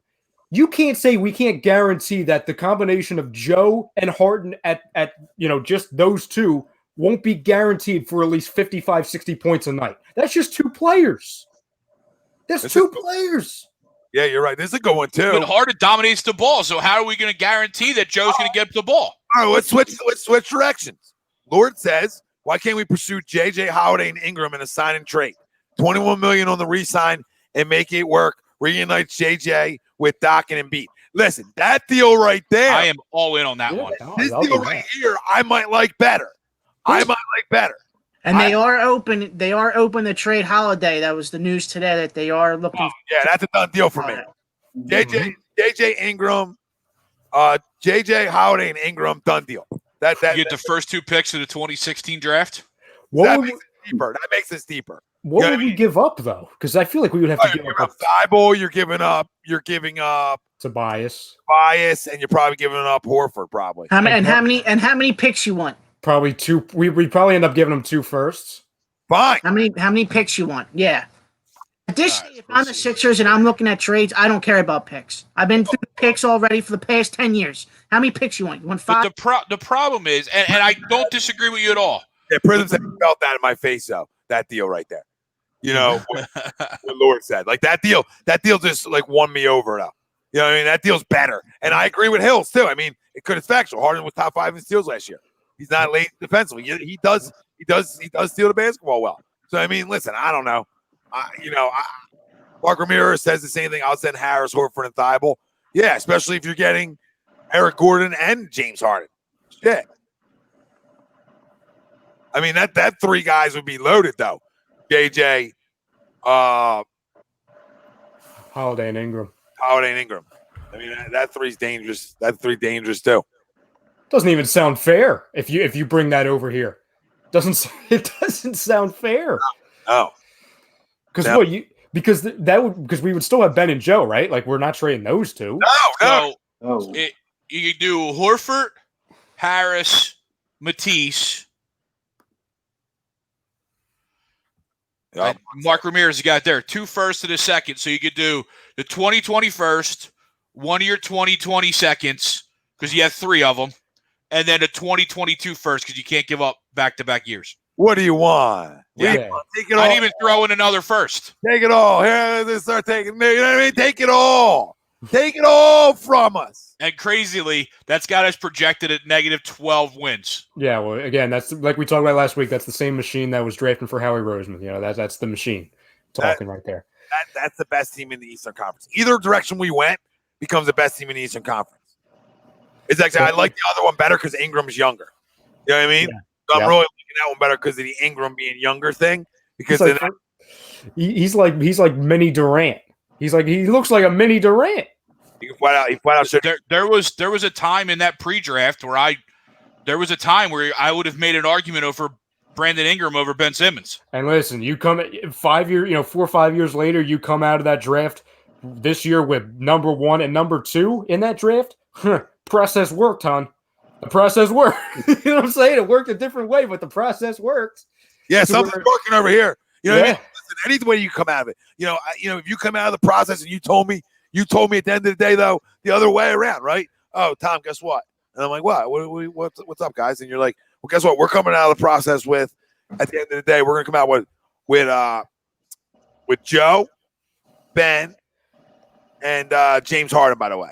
And like Eric Gordon, I know you're an Eric Gordon guy, Tom. We're gonna get Eric Gordon too, right? I'm like sold. Like I'm sitting through that, right? You tell me the same deal. You tell me I'm getting JJ back, I'm getting Ingram, and I'm getting Drew back again.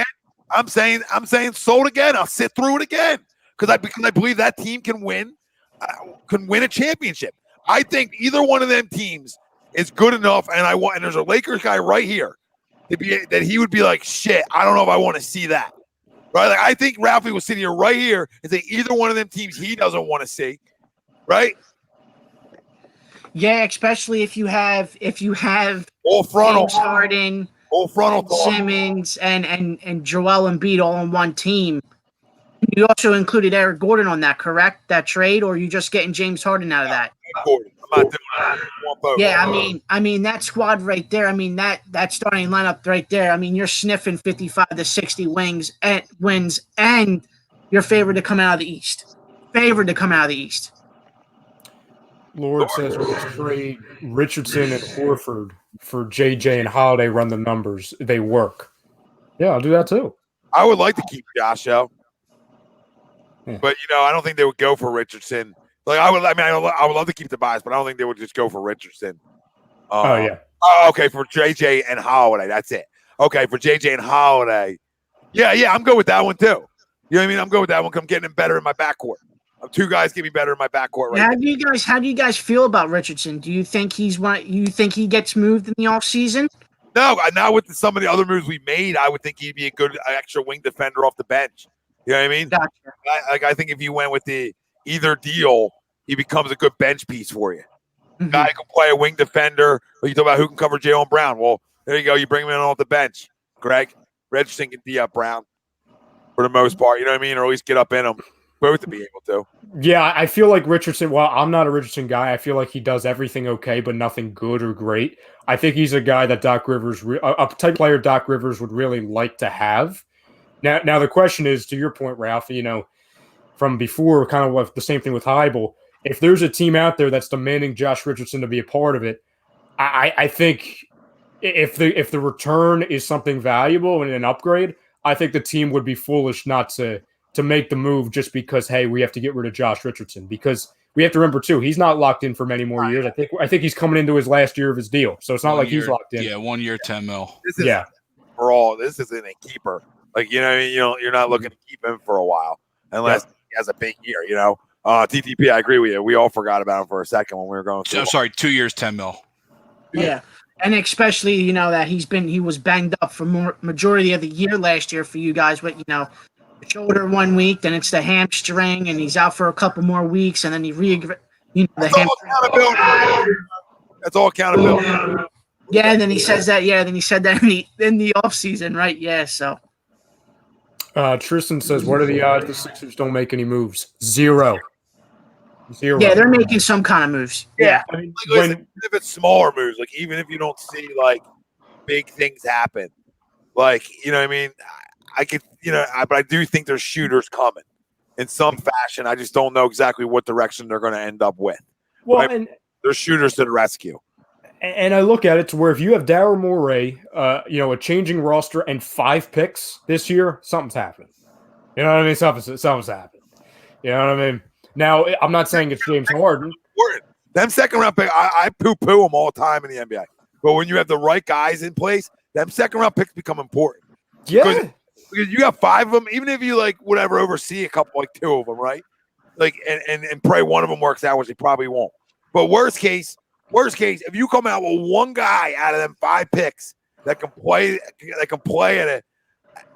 as a damn good bench player out of that, like a damn good bench piece for you, right? Like an instant offense bench piece of some sort, right? That's a win. That's a win of a draft. Yeah.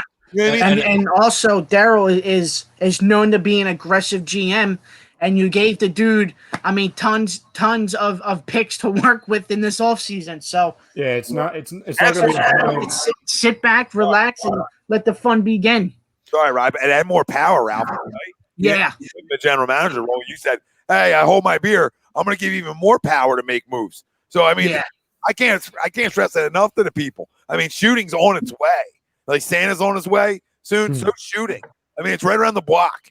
As soon as they open it up, there's already an agreement in place. It looks like the deal's going to get done, or at least like both sides are looking to agree on it, that a December 22nd start date is going to happen. It looks like that's pretty much set in stone. And then the draft is going to be on the 20th or the 18th or the 20th. I forget what it was. And then they're planning to have the free agency 48 hours after the draft. So 2 days after the draft is when free agency opens. And listen, you have to understand something too. You know what I mean? You might see less moves. You might not see some things this year either. You may not see some things you're expecting to see because everything's going to happen so quickly. So you might see things in season happen more than you see at the beginning. So you might come in with the same roster and be like, Jesus God, right? And then listen, they might play better under a new coach too. But my point is, if they're not playing well, you might see them moves. So, I think it's a wait and see on moves. But I do believe that there'll be some type of shooter brought in, even if that's addressed just in the draft with your first round pick. Right, for right now. I just believe there's going to be a shooter involved early on here in some fashion. So, I'm good. Nobody's happier in this area than myself, I feel like, the direction the Philadelphia 76ers have gone. I can't be happier with this organization. I can't be happier with Joshua Harris taking a goddamn back seat. I mean, I can't be happier with basketball people in house. Like we talked about it before, Greg, right? Ralphie, Frank. We talk about, hey, if you just would have hired Sam Cassell, I would have been happy as your head coach. We ended up fucking getting Doc and Sam and a great coaching staff. We have young, talented players. We are in position to be able to. We do have with some assets, so we have some things. They're going to get it going, Chrome, because some teams have sat around for 9-10 months. Exactly. Yeah. Chrome, money.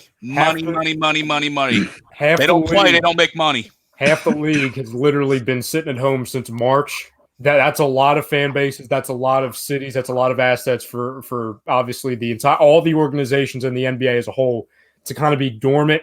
They want to get things going immediately. No, absolutely.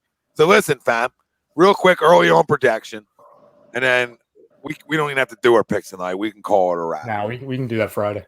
Yeah, we can get that off our chest later. So, real quick projection, early projection on just what you've seen. Okay. Now, granted, this roster, we're saying the roster as is. As is, nothing changes because a weird year where we get a first-round pick, let a guard from Stanford who can flat out shoot it a little bit, right? This is like hypothetically. Mm-hmm. Okay, that gets added to your roster. With this new coaching staff and everything that's part of his organization, I still believe this team should be an Eastern Conference Final team. You guys agree or disagree with that statement? It still should be an Eastern Conference Final team. I'm gonna go agree, because now you actually have you have basketball guys on your coaching staff. Yep. Basketball guys that know the game in and out, the X and O's. There shouldn't be an excuse this year. And like I said before, maybe get back one more time with Joel and Ben. And if it happens again and you get bounced in the second round, then you know what the really problem is, and those two guys can't play together if the roster stays the same.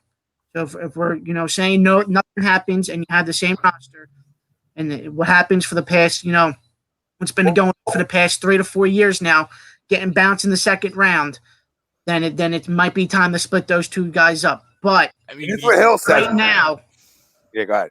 No, right now I agree with you. I think Eastern Conference Finals are bust for the Sixers this year. Yeah, past the second round, especially with this coaching staff. Now you have basketball guys that know the ins and outs, the X and O's. There's no excuses this year for the Sixers. No excuses.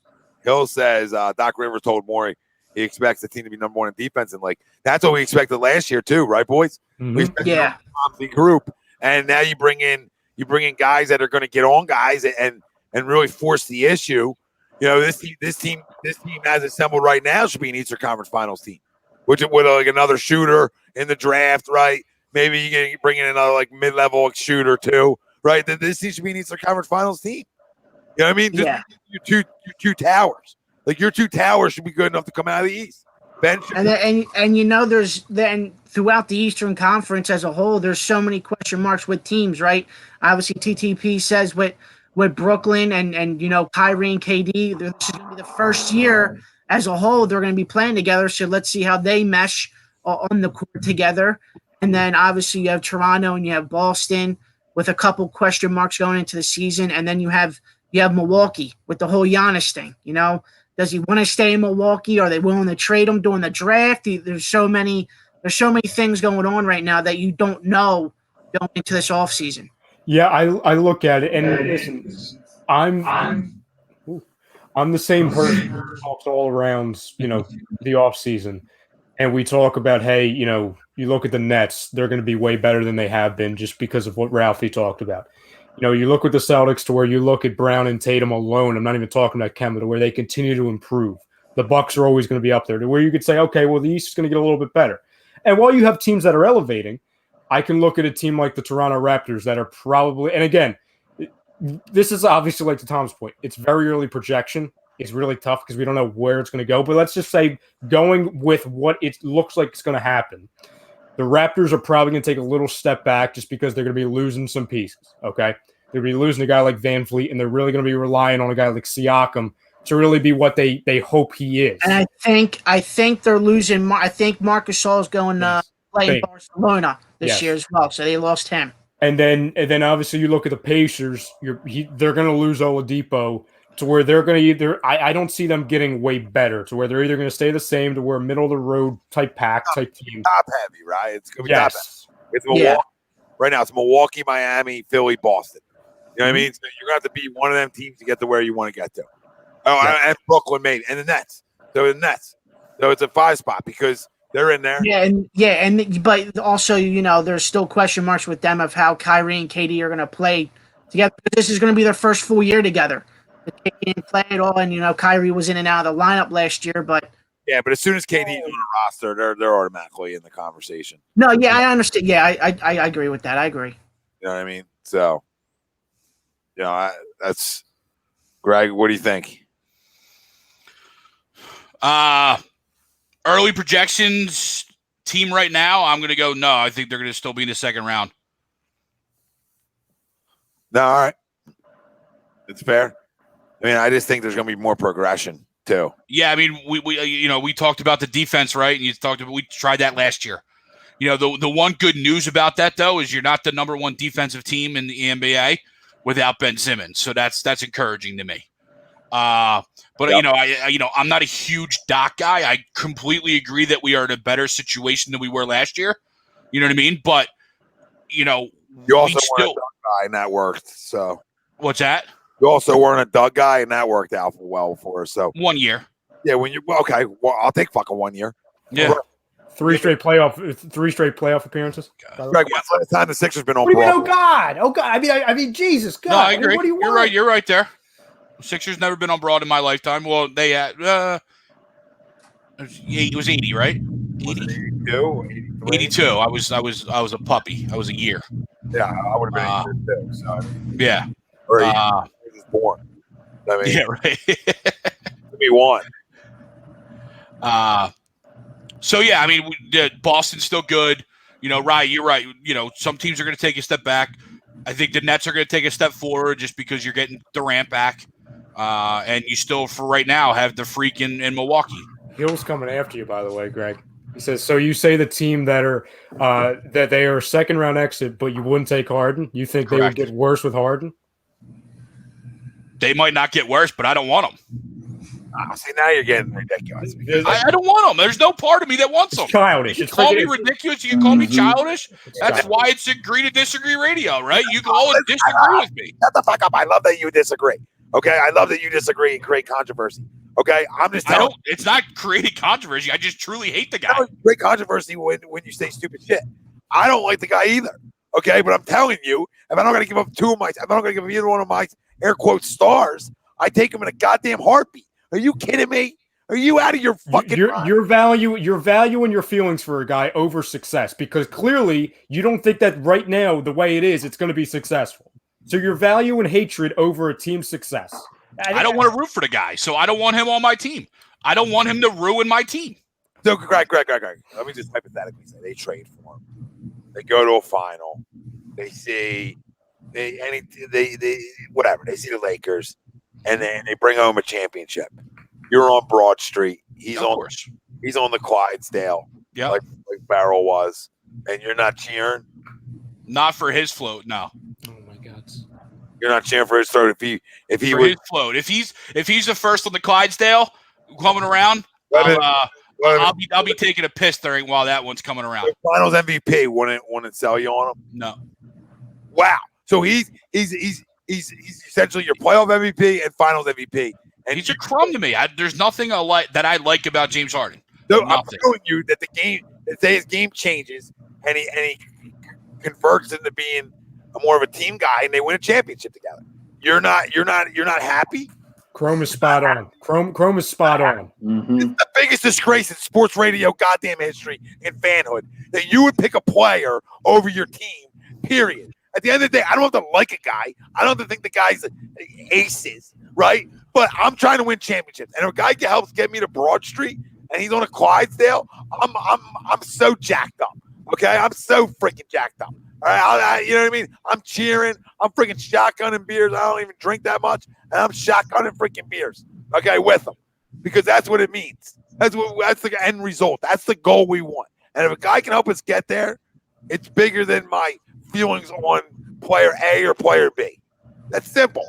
That's fanhood. That's fanhood. Yeah, TTB, you're not getting on his flow. You're not saying what's up to his flow. You're a crumb. You're This Did you do the same thing for Doug? Did you do the same thing for Doug? Was that your mindset? Yeah, I did cheer for Doug. Are you kidding me? I don't remember seeing his float drive by me. Yeah, of course not. You're probably looking the other way. I was. How does he ruin the team? How does he ruin the team? Because he's a crumb. He's not he's a piece of shit. Okay, let's play an exercise. Without saying that. Here you go. We said it earlier, right? Up 3-1 and you still didn't win. I don't care about Chris Paul. If you're an all-time great, you win one game. You have to win one game. Did that team have Ben Simmons and Joel Embiid and Doc Rivers? That team was up 3-1 Did that team have Ben Simmons, Joel Embiid, and Doc Rivers? They were up 3-1 in the finals. I'm gonna keep asking the same question. I gotta jump in. Yeah. This I don't care who they had. They were up 3-1 in the finals. Oh, it's important. Okay, it's important because this answers both your damn questions. Mm-hmm. Do I think he's good enough by himself to win? Absolutely not. Nope. No shot in hell. Do I think he's good with just a sidekick? We've seen it in action. No. Do I think he's good with two sidekicks? I'll take my chances with two sidekicks. I'll take my chances with two sidekicks. So with the 3-1 lead thing, Greg, does that mean guys like freaking Steph Curry? You want Steph Curry? He's blowing 3-1 leads. Listen, you can have your opinions, and I agree with a lot of your opinions. That's the thing. Like, I agree with your thought process on him.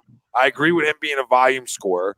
I agree with them things. No, Steph Curry is so nasty because Steph Curry is though. Steph Curry's got rings to back up everything he's done. But I'll tell you this. I'll take James Harden in a heartbeat, even though I'm not Mr. James Harden. I'm not Uncle James. I don't go running around pumping my chest over James Harden. I think there's better players in the NBA. But I think if I can keep my two stars, air quote, and get James Harden, my offense becomes that much better. I become that much more scary. My big man gets so many more opportunities, right? I should be able to stretch the floor better. I'd be able to create all these situations offensively that make my team an NBA Finals contender, and not just an Eastern Finals contender. We're talking about being able to contend with anybody in the Western Conference.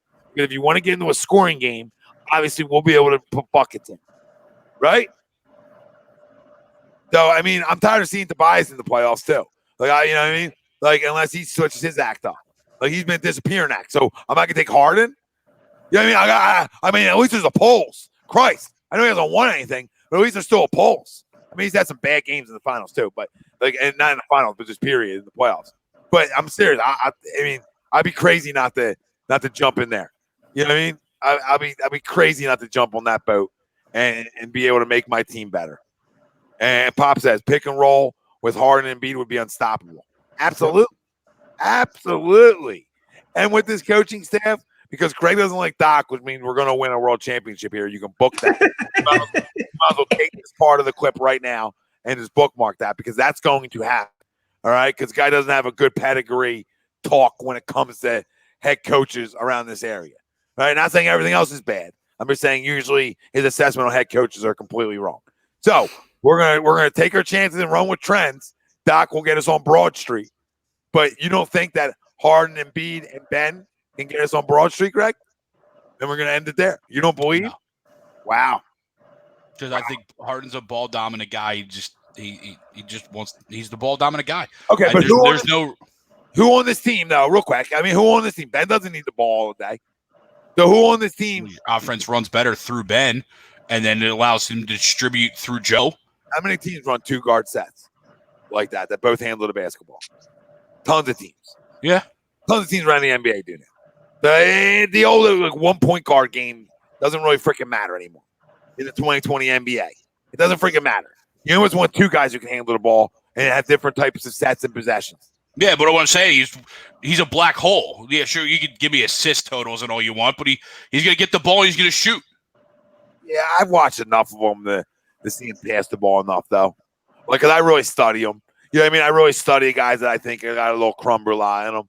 So, I mean, I really get my eyes on them. So, I don't think it – listen, is it something I love? No. But is it as bad as you're making it out to be? Absolutely not. But I do believe he's a volume scorer. You can tell me stats, all that's fine. Assist, okay, cool. They score 130 points a game. He shoots 75 and he passes the other 75. What's his shooting percentage, though, right? It's not great, but it's not as good. It's not as bad as you're making it out. No, I don't care to look it up. Yeah, because you're on a hate train. Well, I don't like James Harden, and that's fine. Everybody else can crush me for it. I don't care. Oh, we don't like James Harden. Don't want him. I'll root for the Magic if he's in here.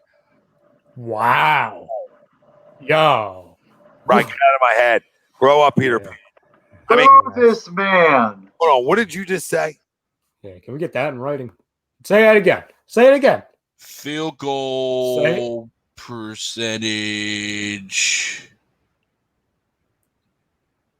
44%. What's the league average? I don't know, Greg. I'm asking you a question because I don't know. I mean, I'm asking you a question on what the league average is. I mean, 44%. What does he shoot from three? Probably 34, 35. He ain't looking good for Greg. I don't need stats to tell me what I think and feel. You know what I mean? That's why it's an opinion. No, we know. You can run stats all by me. I still don't like the guy. Still don't think he's good.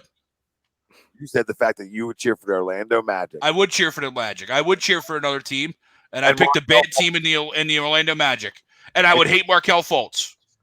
At least that's confirmed. You redeemed yourself a little bit. But this is one of the coldest takes in HUD history.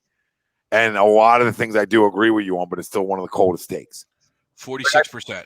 Like I tell you, what was this? 36? No, the league average is 46%. All right, so he's a below average shooter, like we know. And he's a 36 from three. 36 from three is pretty good, though, because that's above the league average. It is the league average. Is it the league average? Yep. All right, so you know what I mean? Yeah, it gets to the line a ton now, and that matters. We praised Joel for doing that. We praised Joel. There's no Hills, I know what he's saying.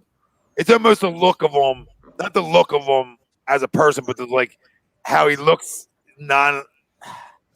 disengaged sometimes can rub people the wrong. There's nothing to do with strip clubs. I don't give a crap about strip clubs. Go spend all your $41 million per year. That's the other side of it too. Is it caps us? It strap caps us. Oh, you listen, babe.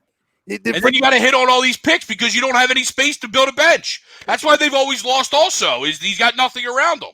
Shut up for a second, dude. The Lakers have nothing outside of two guys. All right, they want to win a championship. They're two puppies, and they want to win a championship. I mean, there's some other good role players, but overall they have two. Now you're telling me I come at you with three? TTP, in my many years of watching the show, Greg, I love you, but this is the worst take I've ever heard. It's fine. James Harden is not good. If he was here, come on, my man. Oh, I love this. I love when it's not me. Oh, I love it. Listen, Dad, if he's an all-time great, he wins one game. Well, here's a question, Greg. Did you like Allen? I love Allen. Pretty ball dominant guy. But that was my guy. That's what I grew up on. I didn't grow up hating Allen Iverson. Yeah, but you could learn to like Greg Harden. I mean James Harden, Greg Harden. He's Greg Harden. Oh, Now you just ruined my name. So what does Allen Iverson what does me liking Allen Iverson in a different era of basketball have to do with me having to like James Harden? Like Crum, like what's the difference in that? We all grew up in this area idolizing Allen Iverson because he was ours and because he was the ultimate underdog, right? Played every game like it was his last, left it on the field, and then went and dominated the NBA. When's James Harden dominated the NBA? You didn't just say that. He's dominated in scoring and in all offense the past 5 years, Greg. He's dominated. If he dominated the NBA, he wins a 3-1 series. Keep going back to that. Allen Iverson carried a team to the NBA Finals. Literally carried them one man to the NBA Finals. I guess that's the Allen Iverson comparison. Loved AI, volume shooter who passed the ball the other half, and was able to steal the ball. Same player? Yeah, but the difference is, now, to that point, is that AI was the underdog type player, or played every game too. I mean, Harden does too, but the look felt like he left it out there. Sometimes it's a look game, but sometimes it doesn't look like Harden left it out there. And that's what gets them sometimes with people.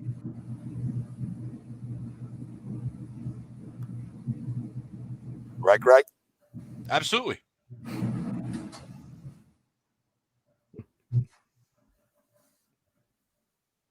Love you all too. Marquise. And you're not changing my mind. No one is. So. All right. 2 championships. No, because I don't think that's realistic. No. You said nothing can change your mind. I'm asking for 2 championships. Well, let's win 2 championships and then we'll figure it out. That's not an answer, though, Greg. That's a cop-out answer. Yeah. Nothing's going to change my mind. So, no, I'm going to say no. 2 championships will not change my mind. Wow, I can't. 2 championships are still out. 2 chips wouldn't change my mind with Doug Pederson either. So, what? Two's not an accident, Greg. well, yeah, you're right. Because we're living that nightmare right now. Yeah, I mean, 2 ain't no goddamn accident. So, Greg, I mean, 2 championships. You're not on the Clydesdale behind them, like breaking like Brokeback Mountain. I mean, Definitely not like Brokeback. I might throw a beer. Yeah, I might cheers a beer to him. Thank you for your service. Appreciate you. I bet you grow your beard out. Definitely not. I bet you that grows out. I will be clean shaven if he comes to town just because I don't want to have a beard like him. I love this comment. I wish I had a lie detector test. You flat out lying, Greg. How am I flat out lying? Good. Maybe up to 2 championships. All right, maybe I might be lying. Just playing a hard ass just to, continue it. But there's zero part of me that wants James Harden. Look at Hills. So you hate Harden, but TJ Edwards is your son? Yeah. Hills, I mean, this is why we love the guy. You know what I mean? This is why we love the guy. Leaves it all out there. Good takes, horrendous takes, etc. But yeah, this is what 2020 sums up to be. No, TTP, that's a problem with him. He gets into hate games where he can't overlook the player. I used to do that, and I've grown. As a sports fan and as a man. Greg still hasn't grown. And you know what scares me to death? That you're a crow. Not even like a shake of the head. There's no. I was shaking my head. Download it on iTunes and everywhere else. The only thing growing is my stomach because I'm fat. That's about it. Oh, it's because you don't wash anything down properly. Yeah, I mean a dip will the cohesion will help that. Yeah, all that dry food just fucking lives up in you. You know what I mean? If you had a nice rinse. You know what I mean? Get cleansed. That's how hatred. I rinsed out. We're empty over here. Oh, that's the hatred right there. That's why he's lashing out. Yeah, it's empty. The well is going dry. The second of the day. Oh Jesus God! Brian C. White chiming in. Laugh my ass off. Come on, man. 2 championships now. Roll the dice. I mean, come on, Greg. Roll the dice a little bit. Tom, you know what scares me to death, to be honest, because this is the way it works in this city, especially in the year 2020. The hatred from Greg to Harden is so freaking huge that this guy's going to land here, isn't he? Because this is how it would go. Because the hatred's so big, he's going to land in this city, and this is going to become a weekly thing. Yeah, I can't wait. I can't wait for Wednesdays and Sunday shows when a guy dropping 42 and Greg's like, and we're winning the game by 15, and Greg's like, I just can't. And I'm like, watch it. Watch. I won't know because I won't be watching. I'll be watching the Magic. That is, I mean, and of all teams, you pick the damn Magic too. Just because they're bad. I don't want to be a front runner and pick a good team. Like I could be like Ralph. I could be like Ralph and be like, I like the Lakers. Don't bring me into this. Don't bring me into this. Yeah, don't bring Greg. This is definitely not my battle tonight. Not my battle. Worse. You be worse because you're changing teams. You'd be worse than anybody. Yep. All right. And come on. Says empty drink rate. Drink rate. You know what I mean? It's a real thing. EDR. You know what I mean? Real thing. TTP says he still can't get over it. James Harden is not good comment. Yep. And listen, I agree with Greg the other night with Ryan about trading Ben or Joe. No, but I never said trade Ben or Joe. That's the funny thing. I never said that. I was going after Greg because of one statement. I want James Harden under no circumstance. I'm not trading Joe or Ben. That's the thing we're missing here. No, we're not missing. I'm just saying that, like, I went on the defensive for Greg. Like, okay. I was more on his side because I understood some of his reasoning. Gotcha. But if I could get him, and I think I said that night too, if I could get him without them two, where do I sign up? Exactly. I mean, come on. Come on. Did he stiff you, Greg? Ted wants to know. Did he stiff you? No. Like Uber ride? No. Did you I would decline that ride if I showed up. God. Could you imagine if we were a part of that TTP? Barnes like, yeah, I listen to this show, dude. I can't go play for yeah. You're welcome. I'm saving you all. Oh, here you go. Hill says that would be like asking Ralph if he would trade Danny Green or Kuzma for Harden and him saying no. Trade, baby. Let's do it. And even if you got Eric Gordon, it's still a no for you, Greg? I like Gordon a lot more. I would prefer Gordon, just one-on-one. You know what I mean? Like a trade for just Gordon. Wow, you're such a piece of shit. It's such an issue. You just said, I like Gordon. I love Eric Gordon, but would you shut the fuck up? I love Eric Gordon. Like, I'm an Eric Gordon junkie. Like, I think Eric Gordon every day of the week. But you just said You just Eric Gordon to me. You just freaking Eric Gordon to me. Guys are finding your fucking first teamer, and you just Eric Gordon. You say for 2 hours James Harden's not good. Be like, oh no, I'll take Eric Gordon one for one. Absolutely. For what? For whatever what? They for want. Mike Scott? Sure. One for Mike Scott? Sure. Horford. It would have to be Horford. It would have to be a big man. You know what I mean? And it have to be money that matches, and they probably match up. What does he say? What did Marquis say? Greg, Thanos. I'm not scared of the guy. What's he gonna do? Snap his fingers and wipe away humanity? Yeah. Like, what's wrong, Greg? You know what I mean? What's wrong? Greg says, when the actual fuck, Greg? Yeah. Like, you're so off base when everybody's against you. Like, even a guy who's not a Harden guy, like, I completely flipped the script on you tonight because I'm like, I'm all in. I can't say it a million. I can say it a million times. Where do I sign up if I don't got to get rid of Ben and Joe? Ted, I'm an Xbox guy. Sorry. Oh, Christ almighty. I love how he goes to the Xbox and just negates the $8 million. Yeah. Like he's like, oh no, I'll take the Xbox. You could buy the Xbox with the $8 million. I'll take the $8 million. And So I'll put on a jersey and be like, woo, go James. Just because money can buy anything. So I'll take the money. I'm not an idiot. Do you like LeBron, Greg? No. Would you have taken him here? Yes, because I think he puts you over the top. And you don't think Harden has that capability, though, with these two guys? No. Okay. I mean, it's like my final questions. You know what I mean? Can I ask one more question? Yeah. What about Durant? Yes. Do you like Durant? Yes. Did he not go to a team after he blew a 3-1 lead? Did he not dominate a NBA Finals MVP? Yeah, right. Listen, I don't mind. Like I said, I'm Mr. Harden. I am definitely Mr. Durant, though. Like, Durant is Durant dominated an NBA Finals and won an MVP. So that was on his second team, though, right? That was on another. Yeah, but when you go and dominate, there's a difference, right? You know what I mean? Like, there's a difference when you carry and help carry a team and dominate in the NBA Finals. You don't think James Harden with Joel Embiid and Ben Simmons and Doc Rivers could dominate? No, but I would tell you, Kevin Durant makes it 100 times better.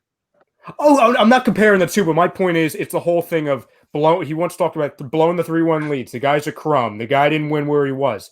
It's a different conversation. You know what I'm saying? No, there's no question that Durant's better. There's no question that LeBron's better.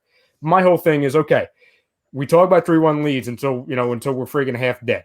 We look at it. I can't compare the two because my eyes tell me who's a better player. You know what I mean? Like, my eyes tell me who's a better player, so I can't even compare the leads. I can't compare any of that. At the end of the day, Kevin Durant has a ring. Regardless on how he got one, Durant has a ring. James Harden has teamed up with two different guys and still doesn't have a ring. So at the end of the day, just everybody teams up. So at the end of the day, his team ups haven't worked. Durant's have. You know what I mean? And we'll see what it does. We'll see what it does with the Nets. It also did with the Thunder. I mean, they won a ton of games. Kevin Durant won a ton of games. You know what I mean? So with guys that, with Harden as like a sixth man, they won a ton of games. So Kevin Durant to me is one of the top 3 players in the NBA. When I talk about James Harden, he's in my top 10. But you know what I mean? He's probably not as ranked high as everybody else has. Make sense? You know what I mean? When Durant's a top 3 guy, at times maybe the number 1 player in the league. At times Kevin Durant's the number 1 player in the league. So, that's the difference. That's the difference. Like we're Harden to me at times is the number 1 scorer in the NBA. But Durant, No, all my point was what TTP saying. TTP said it better than I did. That's my point. I love Durant too, but Durant's definitely I mean, they all are. I mean, so's LeBron. Yeah, I mean, LeBron's the biggest crumb. But I'm saying they all are. They all follow the leader in a way. Right? So, I mean, that's all my point is like I don't get into the guys leaving places anymore. I get into if you got chips or not. Yeah. So he doesn't. So that's the only knock on him. But do I believe he can win one here with them 2 guys? Yes, I do. Mm-hmm. I do. I do think it puts us in contention. And I think that's all that matters at the end of the day. Is saying, hey, we got a chance to go to the NBA Finals. I had Lord all the way to the end. I had Lord until the end. Yeah, he's not the Mamba, Lord. His biggest deficit, we need a team leader. The Iverson and Butler mentality where you put your team on the back. But 2 chips or root for the Magic, I'm out. Yeah. No, and I agree with a lot of that. Like he's not that kind of guy, but he's still very good and he makes our team that much better. You know what I mean? You would think it makes our team that much better. But I don't know. Time will tell. We'll see what happens. Listen, fam, enjoy your bye week where you don't got to be stressed. You get to sit back and relax. Worry. I hate bye weeks, but sit back and enjoy it. All right. And the other thing that someone can change my name. So thanks. That's awesome. And listen, get excited because NBA is right around the corner now. You know what I mean? NBA is right around the corner. So we're talking about sports every night. That's what we're trying to get back to here. Sports nightly. So let's freaking go. And, the NHL will follow their asses real soon too. So, you know what I mean? Once one gets it done, the NBA leads it. They'll get it done. The NHL will probably follow like 10 days later. So let's go. Get some sports back going every night. Yes, Hills, I can't wait for that for the live reaction Sixers with Harden versus Magic with Greg. Yeah, excited. I am excited for that. Let's hope they figure it out, Pop. Absolutely, Pop. Family, we enjoy. Thanks, Lord. We love you all. Thanks for joining. Listen, hit the subscribe, hit the follow, get the alerts on whatever platform you're listening to. That's on Facebook, Twitter, YouTube, or Facebook. Turn the alerts on, get us going. If you want to listen in the car, podcast wise, everywhere. Come, it's 2020. You can watch the Dolphins game anywhere you want, bro. It's called Reddit. Wow. Shots fired. Okay. We're not going to get into this. Guys, thank you all for joining us. We love you. Tomorrow night, you have Birds of a Feather and Hockey Happy Hour. Friday night, Real Talk Fridays. So we'll be talking Eagles. We're talking everything. Hopefully we have some more news on the NBA by Friday. I assume we will. Even more confirmation on that start. Thanks, Hills. And, getting sports back. So we're excited. But we got to thank our sponsors, Dr. Paul Vidal, Specialized Physical Therapy, LLC, Burlington, Cherry Hill, Princeton locations. Find them on the web, specializedphysicaltherapy.com. You also got Ambuck Services, 20% off. Gutter guards, gutter installation. Tell them A2D sent you. Ambuckservices.com. And you want A2D gear? You want to, you freaking want to, what do you want? What do you want? We got tons of shit. PhillyDrinkers.com/A2D radio. You're right there. So whatever you want A2D wise, fam. We love you all. Sunday, we'll be on Sunday night, Greg. We'll soak that in. And as you know, shows all day Saturday. New shows starting next week.